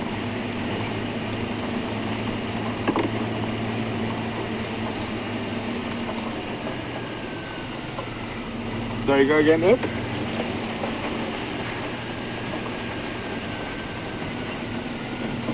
Okay, copy. Thanks very much. So it ran across here. It looked like cat-like, but I'm not going to guess. I didn't get a good enough view.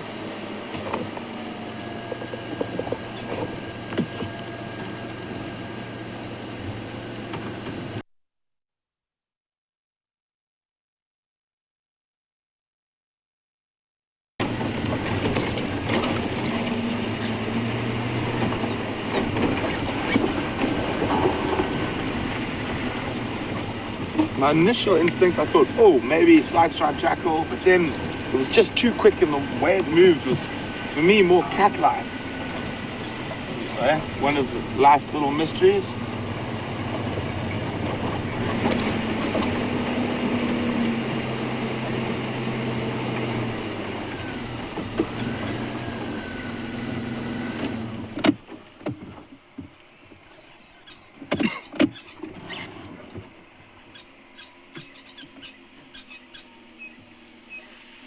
At least his head's up.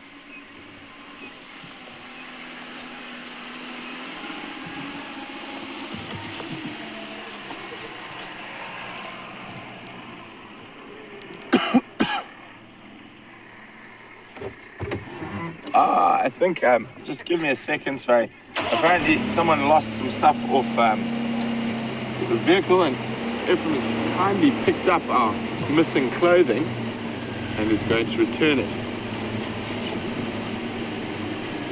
How's it, Mvula? How are you, buddy? Sharp, sharp. Yes, that is mine. Thank you very much. Thank you, buddy. Thanks very much. I would have been very sad tomorrow morning without that. We put him in the road. Oh. Whereabouts?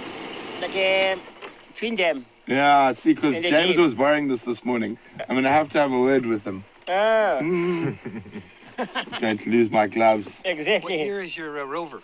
I have no idea. I would guess early 90s. Series 2, though, right? 3, probably. It's just a short wheel. It's a... Yeah, I know, but where are the headlights? Are they inside? Oh, we've modified. Oh, Yeah. So we've got big other lights on for. Yes, yes. Okay, thanks, F. You gonna go have a look at this guy? Yeah, I'll get it. That side is fine. Okay, cool. Thank you. Thanks, F.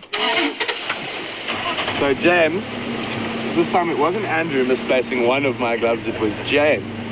I'm gonna have to have a word with James when I get back to camp this evening.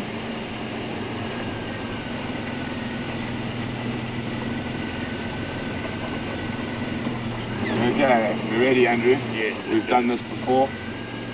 We're getting used to. Andrew's not so scared anymore.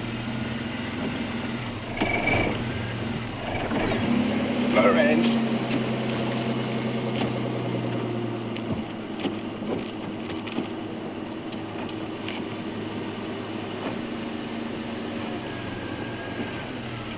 Yeah. How are your side, Andrew? All good, my side.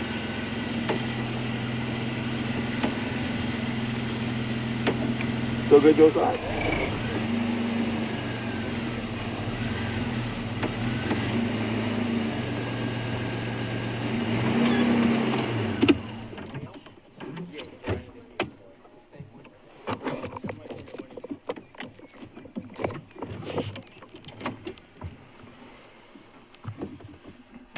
So his head's up.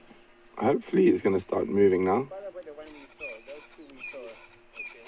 The other big one, the other small one. Yes. Big one, the fire.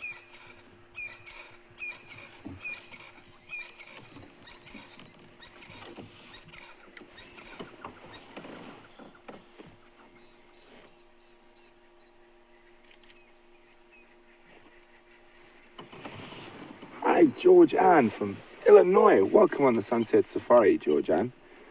George Ann would like to know, is the damn wall I'm driving on so narrow because of erosion? Spot on, George Ann. These damn walls, these were probably made in the 60s. And I'm quite sure the main road used to go across this damn wall at some stage in the past. But also with the lateritic soil types we have here, they don't hold together that well. So a combination of the type of soil we have in this area and and rain and which would cause erosion.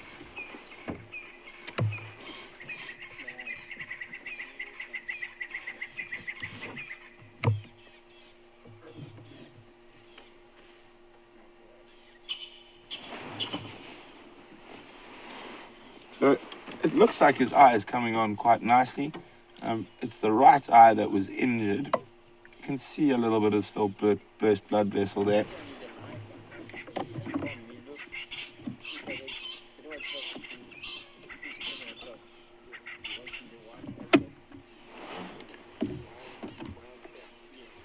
Hi, Wesley.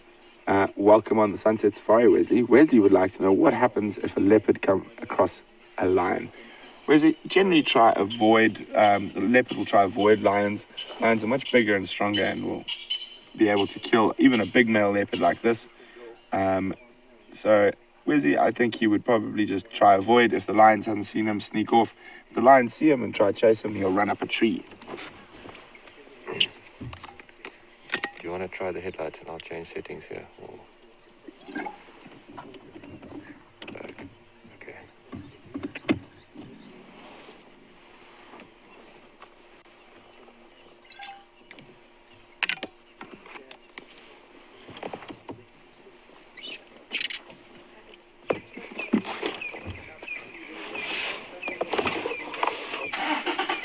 Hi, Pat from Scarborough, Ontario. Welcome on the Sunset Safari, Pat. Sorry, Andrew's just getting out the spotlight. Pat would like to know, I think Mvula will go blind in one eye like Safari did? I don't think so, Pat. I don't think it's that serious.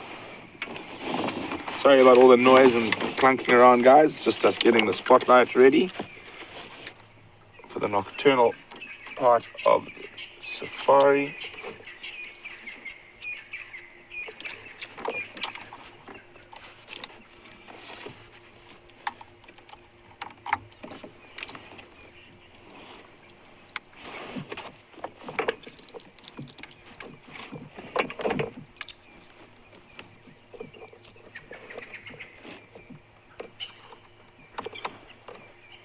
go.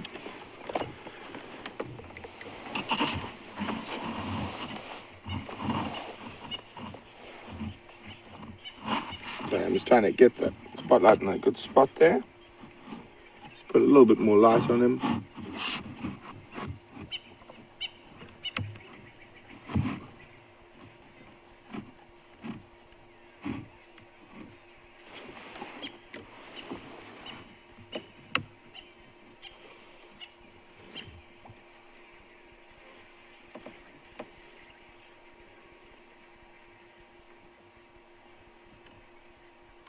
Hi, Veronica. Veronica would like to know whether a vet would ever intervene to look at Mvula's eye. There you can see it a little bit there. Andrew, just can you hold the spotlight for me so I can try to get a close-up snap and we can actually have a good look at it. Of course, he turns his way as soon as I do that. Okay, we'll have to try again a little bit later when he moves. Oh. This is a good sign for a bit of movement, maybe. A bit of scratching, stretching, grooming, yawning. So, a vet would never be brought in to interfere with an injury like that. It's definitely a natural injury. So, here we go. Oh, that is a wonderful stretch. It's a natural injury, so we wouldn't bring in a vet to interfere.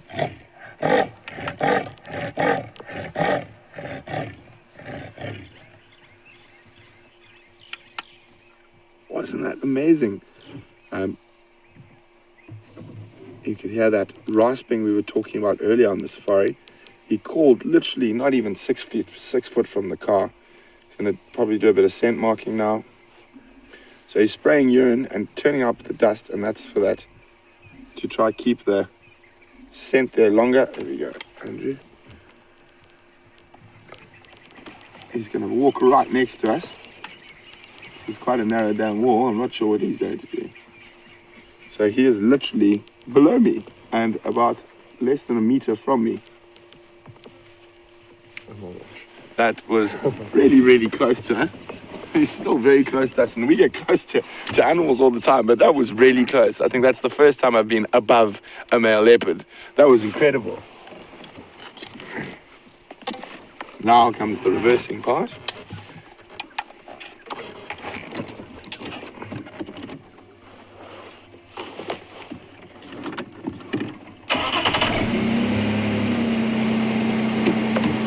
Standing by.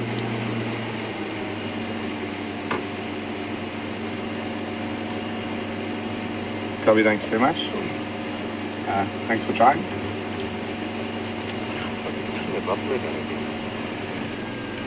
We're actually stuck at the moment. He stopped directly behind the car, and it looks like he's actually licking buffalo dung again. Andrew's going to try swing the camera around as much as possible. But, and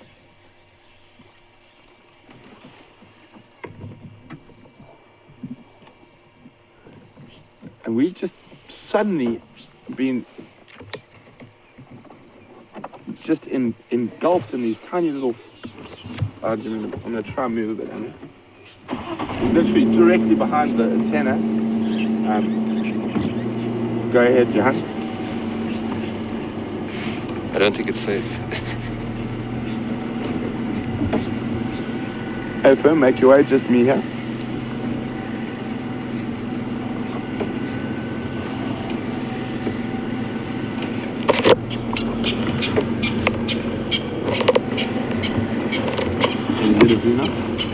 Can't see it. Yeah, that's good. I'm just gonna a little bit. There we go. Sorry about that, folks, but obviously we don't want to push him. We're trapped at the moment by a leopard behind us, and it does look like he's feeding or eating on that buffalo dung again. Here we go. And again, thank you to Kevin who taught us, who found out in research that leopards and other predators sometimes will eat things like buffalo dung when they're having digestive issues. I think he might just be rolling this time, but it's very difficult to see from where we are.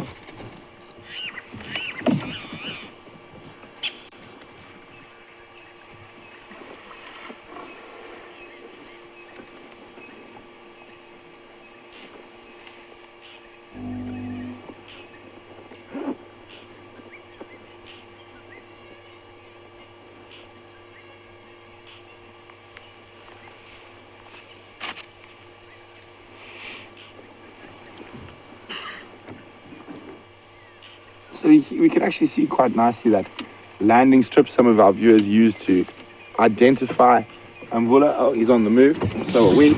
And he's got a 2-lane landing strip where there's Quarantine's got a 4-lane landing strip.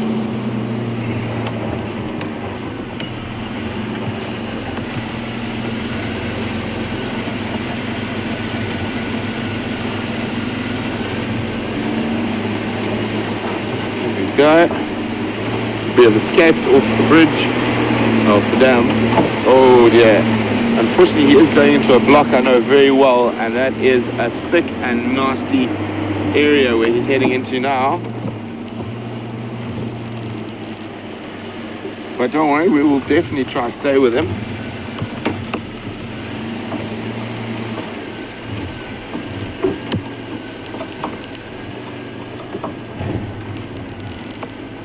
He uses this path quite often. I've followed him through here during the day, and it was really hard to stay with him, but staying with him at night, that could be a different story completely in this area. It looks like he's actually changing his direction. He's going to scent mark now. There we go, tail up, dip dip, quick little dab of urine that smells like buttered popcorn.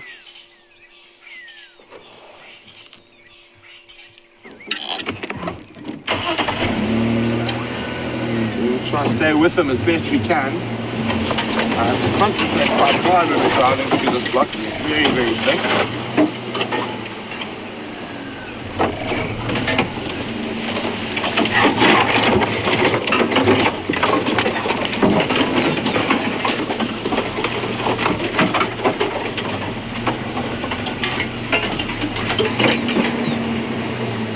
Hi, Ellen from New York. Ellen is wanting to know that sawing he just did, is that because he is lonely as he's looking for his boys, Quarantine or Karula or possibly Karula? I don't think so, Ellen. He's doing that to tell Chingana this is still his territory and he must be careful if he wants to come and try and move into his territory, because Mvula is still the dominant leopard in this area.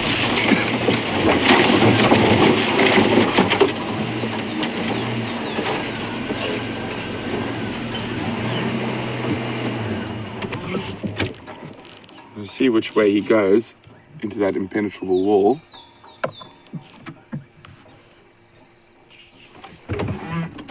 You can see how thick that is in here.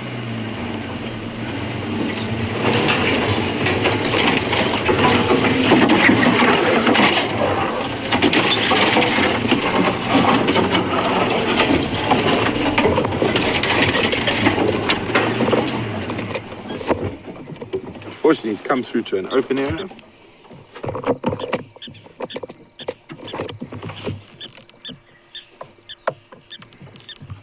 So, guys, there is a strong possibility with the thickness of this block that I might lose him in here, but I will definitely try to stay with him. But zoomies and people who watch the Duma Dam Cam,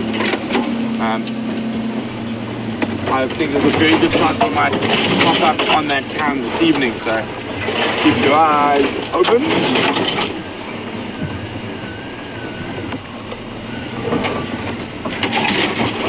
At the moment he's being very kind. Watch out, Andrew. That's bad thorns. Here we go. And walking down a big elephant path, but that could change at any second.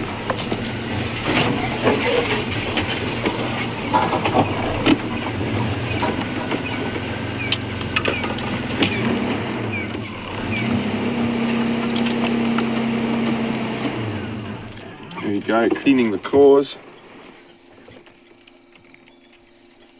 Lots of rotten meat and stuff gets caught in a big cat's claws, so how they clean it is to get into a nice tree and start scratching.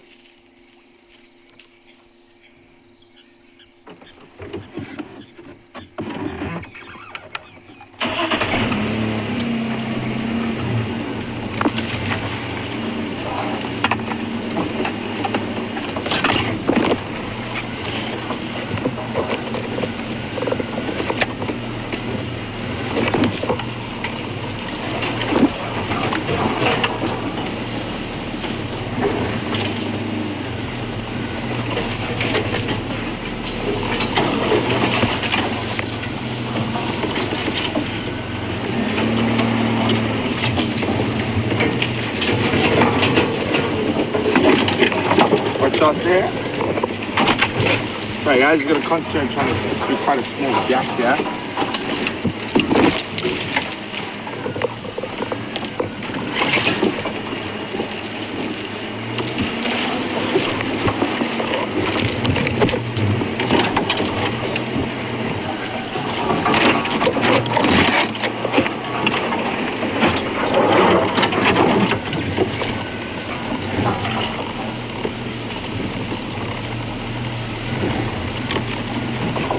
He's been quite kind at the moment. I followed him through.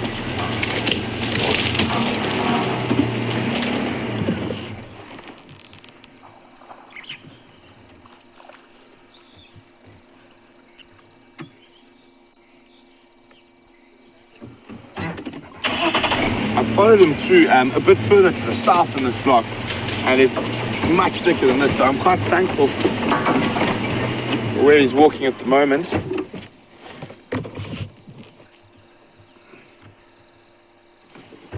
Try to find another one. Crickets.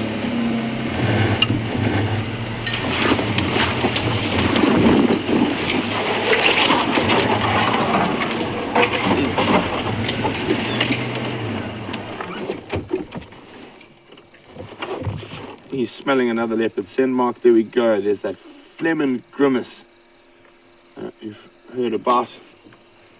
So basically, he's tasting the scent of another leopard, trying to get some information from it.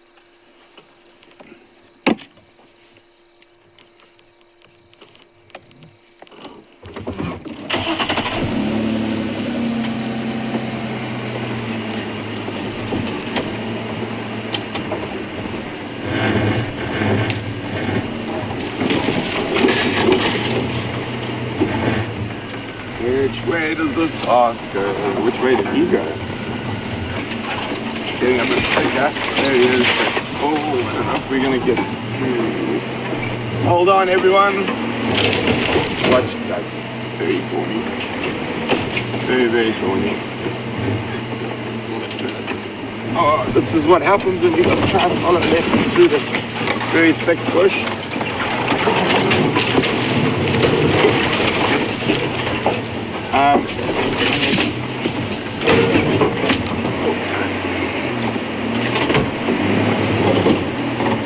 How are you doing there, Andrew? All good.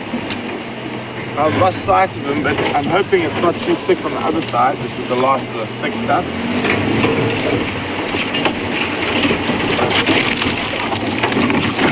What's your thorns? I was hoping you went up the termite mound, but it doesn't look like it. Ah, got him. And it is a little bit more open here. I'm worried about there's a small drainage line up ahead that can be quite difficult to cross from time to time. Brian and I nearly got stuck there a while ago.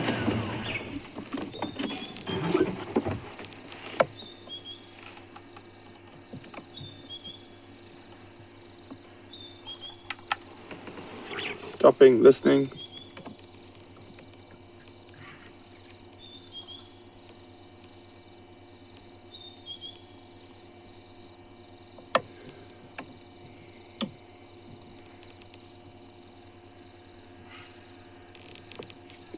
No, deciding nothing interesting in that direction. Back onto the path.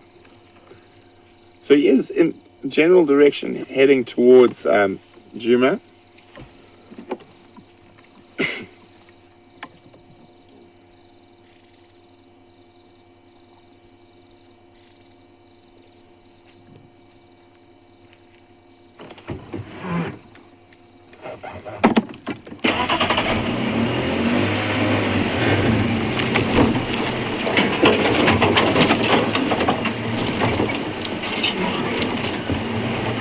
Pat from Alaska.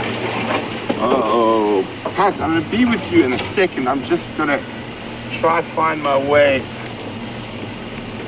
through here. If he goes into here, this could be very difficult.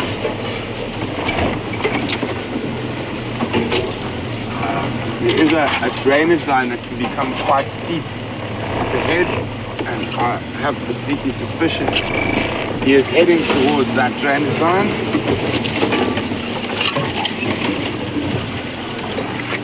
And I've actually lost him in this exact spot before.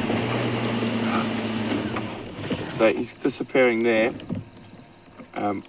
What we can do, I've learned my mistake. I tried to follow him through there once and I got stuck and had to turn around and come a long way around. So if I remember correctly, there is a little sneaky spot where you can cross just up ahead. But here it is very steep and very thick.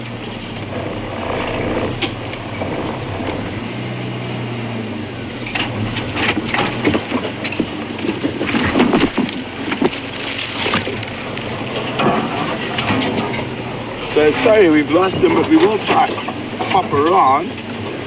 Just looking for that little gap that'll let me cross the drainage line. No pot in the backyard. I'm just going to pass the spotlight to Andrew for a second while I negotiate this bush.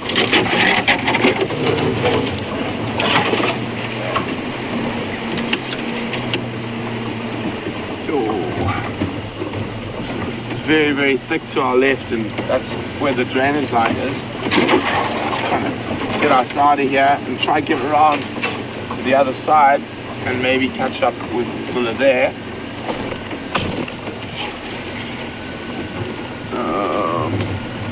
Doing it in the day is one thing, but in the dark is another story completely. Let's hope I don't get lost and find my way home for dinner.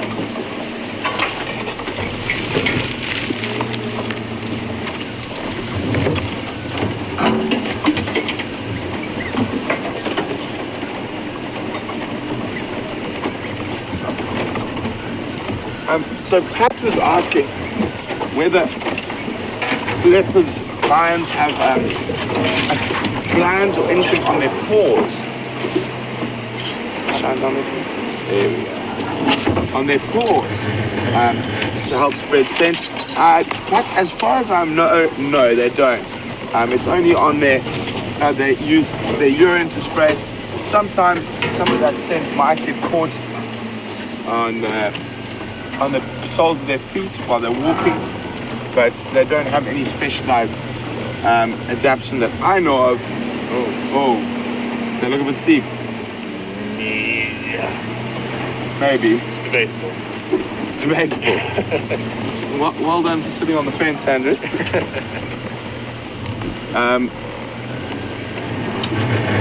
Look over here. We've had a large hole there. Now that's great. How do we get through that on the other side? I know I have crossed somewhere around here before, but it's you see it in the dark. It's a different story.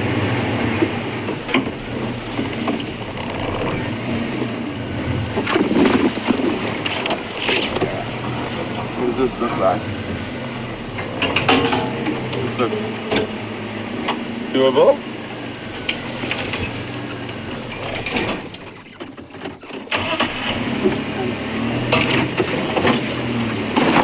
Oh, that one nearly caught me.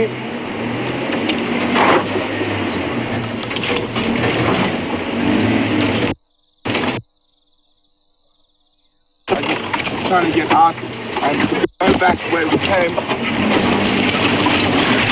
Oh, that was would take a lot longer.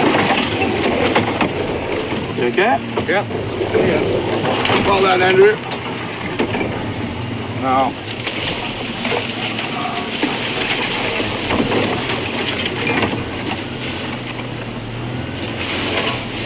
sorry, I'm back with you slightly more now. I don't have to concentrate as much now that we're through there.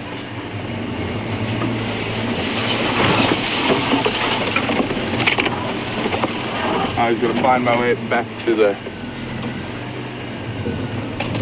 road.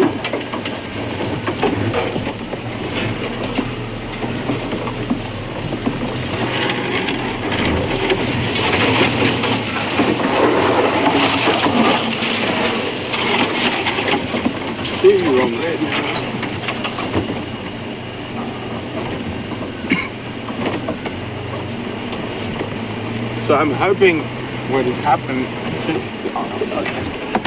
is that while we were battling away there, Mvula has popped out onto this road. It would have taken us too long to go back the way we came, so we had to find a way around. Thank you very much for helping me there, Andrew, while we were bundu bashing. So I'm hoping he's popped out here. So, where are you, Mr. Mvula?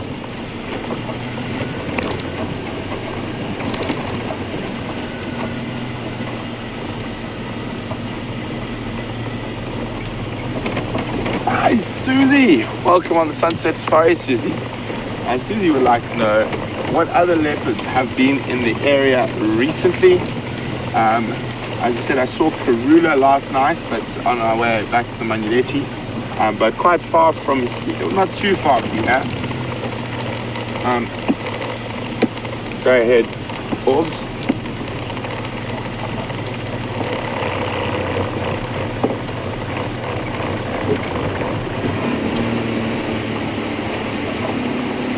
It's just me, Orbs. I've lost him. He's in the block between Hyena and the dam. He was heading towards Hyena, though. I've come around onto Hyena. Is that on the road, Brent?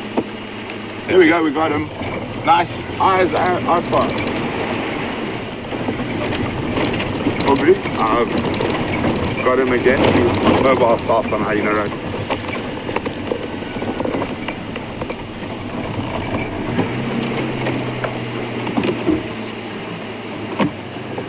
Copy. He's probably closer to junction with Central now. So, some good guesswork, and we're back with Mvula.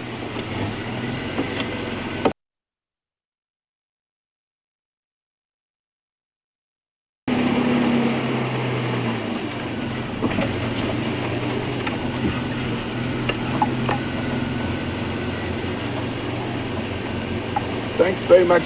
Oh.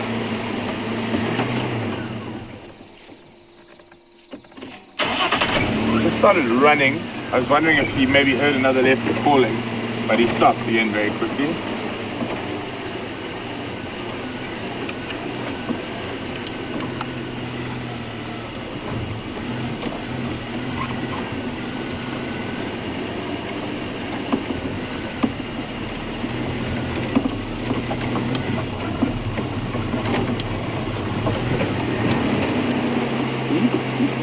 Run and look up to the right. Let's switch off to see if we can hear anything. I'm pretty sure it's not us that's causing it. Oh. There's a zebra right next to us. Don't think he's going to try hunt them, but I'll just take the lights off a bit.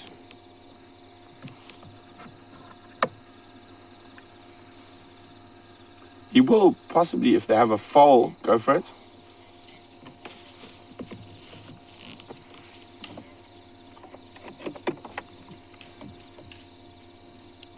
Copy, oops. He's still on Hyena, still heading south. Just stopping and listening.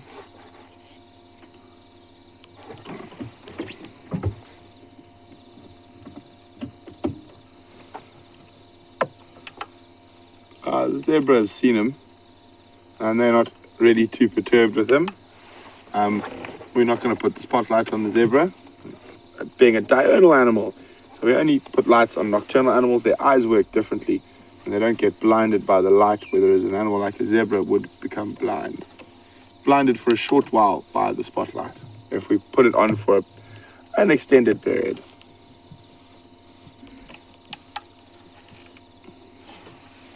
So there we can see that very distinct sort of landing strip of spots that can be used to identify him. So he's got a double lane landing strip.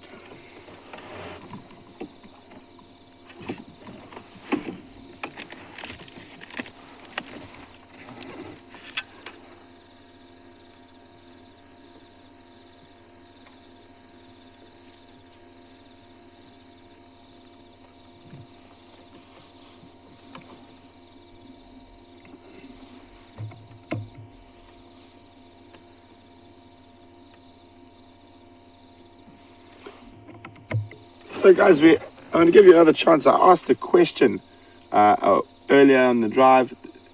We got one response from Sylvie. The question was, where was the highest ever recorded leopard in Africa? So thank you very much for that, Sylvie. But Sylvie said snow leopards in Tibet, but I was looking for Africa.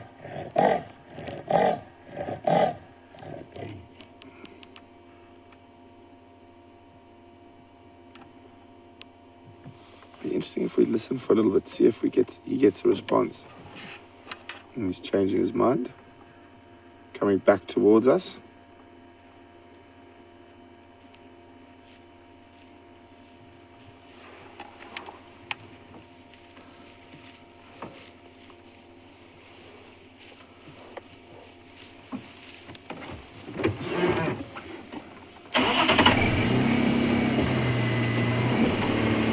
Yeah, and the question was, where is the highest recorded leopard in Africa?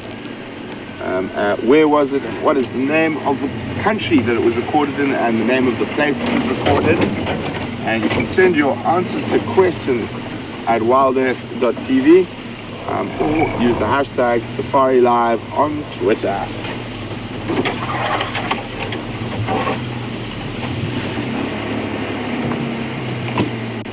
Where are we going?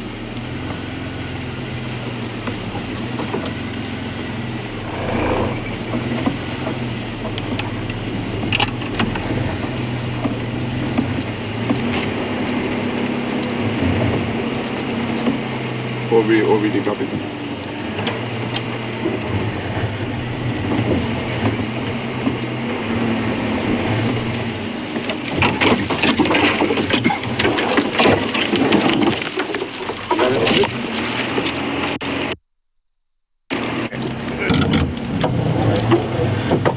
Well done, Andrew. That was quite a tough little spot, that one. Just lost visual of them. Try to find them again now.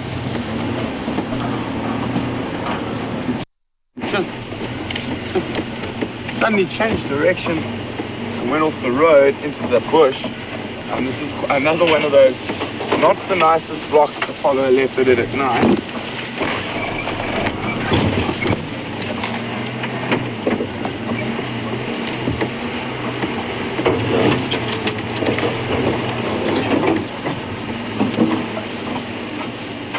Aubrey coming. I think I got him. I think I got him. Saw something there.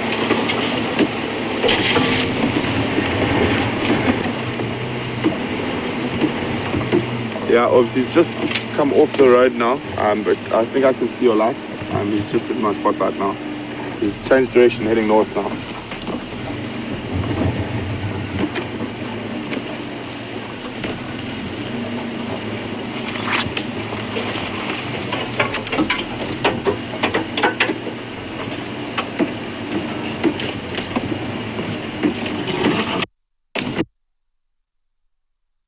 And Tom, that is correct. Donna and Tom have got the highest recorded leopard in Africa. It was recorded on Mount Kilimanjaro. It was actually frozen in a glacier. So well done to you guys.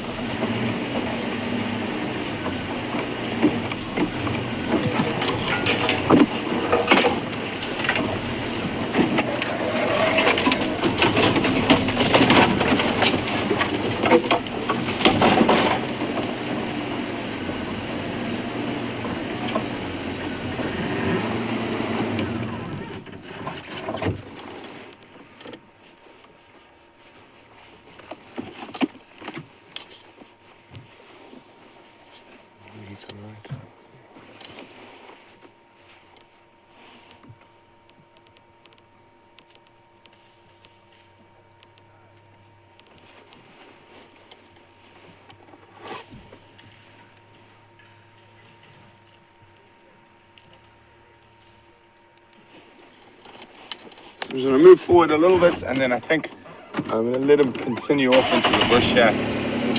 He's getting quite thick again.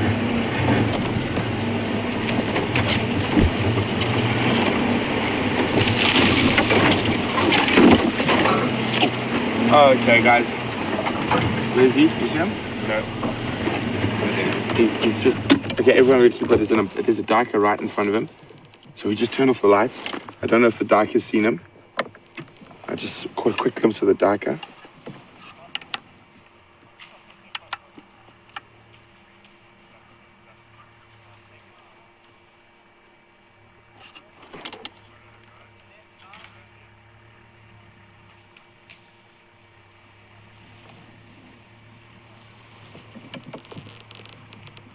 So we can just make him out in one of our side lights. I've angled the side light up.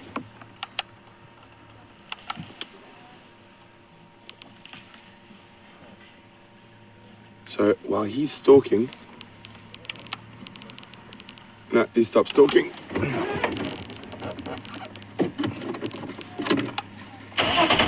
So he stopped stalking, you just see his body language changed again. So we'll keep up with him. So we're gonna have one last quick view. I'm just trying to stay with them for the other guys. He's gonna disappear off into the bush shortly. I'm just waiting for Aubrey to get here so he can stay following him.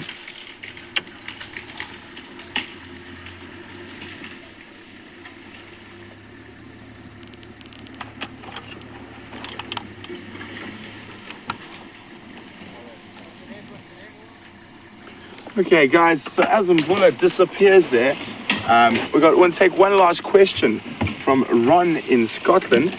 Hi, Ron. I think what Ron's referring to is the Juma cam. He says he thinks he can hear something calling at night, like sounds like a leopard. Ron, then it is probably a leopard. So I was going to show the guys which way he went. So he most definitely probably is a leopard. And they're calling mostly for territorial reasons to let the other leopards in the area know that this is their territory and they must keep out. The way he's walking at the moment has been quite unusual. He's changing direction a lot, and that means, and that's also probably because that other male leopard has been pushing into his territory. Thanks very much for your question, Ron. We really do appreciate it.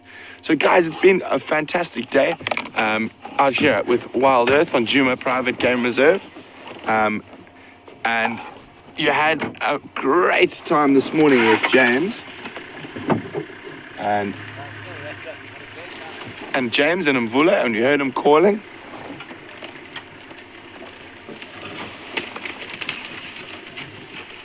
Sorry. So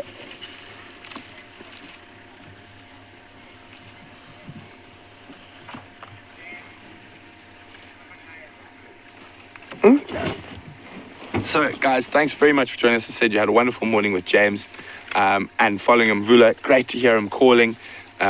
He was a bit quiet with us this afternoon, but we still had fun out there. Had some nice views of some antelope as well. Really nice kudu and inyala and waterbuck. And hopefully tomorrow you'll get back to having two of us on the go again, not just one. And I've had a special request from the Dayton Children's Hospital in Ohio that sometime in the next minute or so, can I do my hippo impersonation again? So it's of course I can for you guys, but please join us tomorrow on the Sunrise Safari. Hopefully, as I said, we'll have two vehicles out again. We are trying our best to do that, and it's been great having all of you with us on the Sunset Safari. Really looking forward to the Sunrise Safari. Lots of animals to find.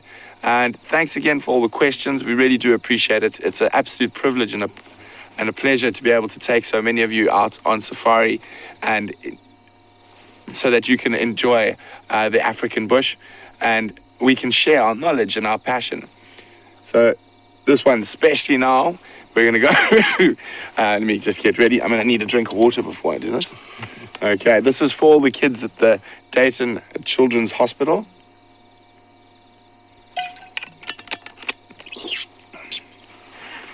Okay, my hippo impersonation.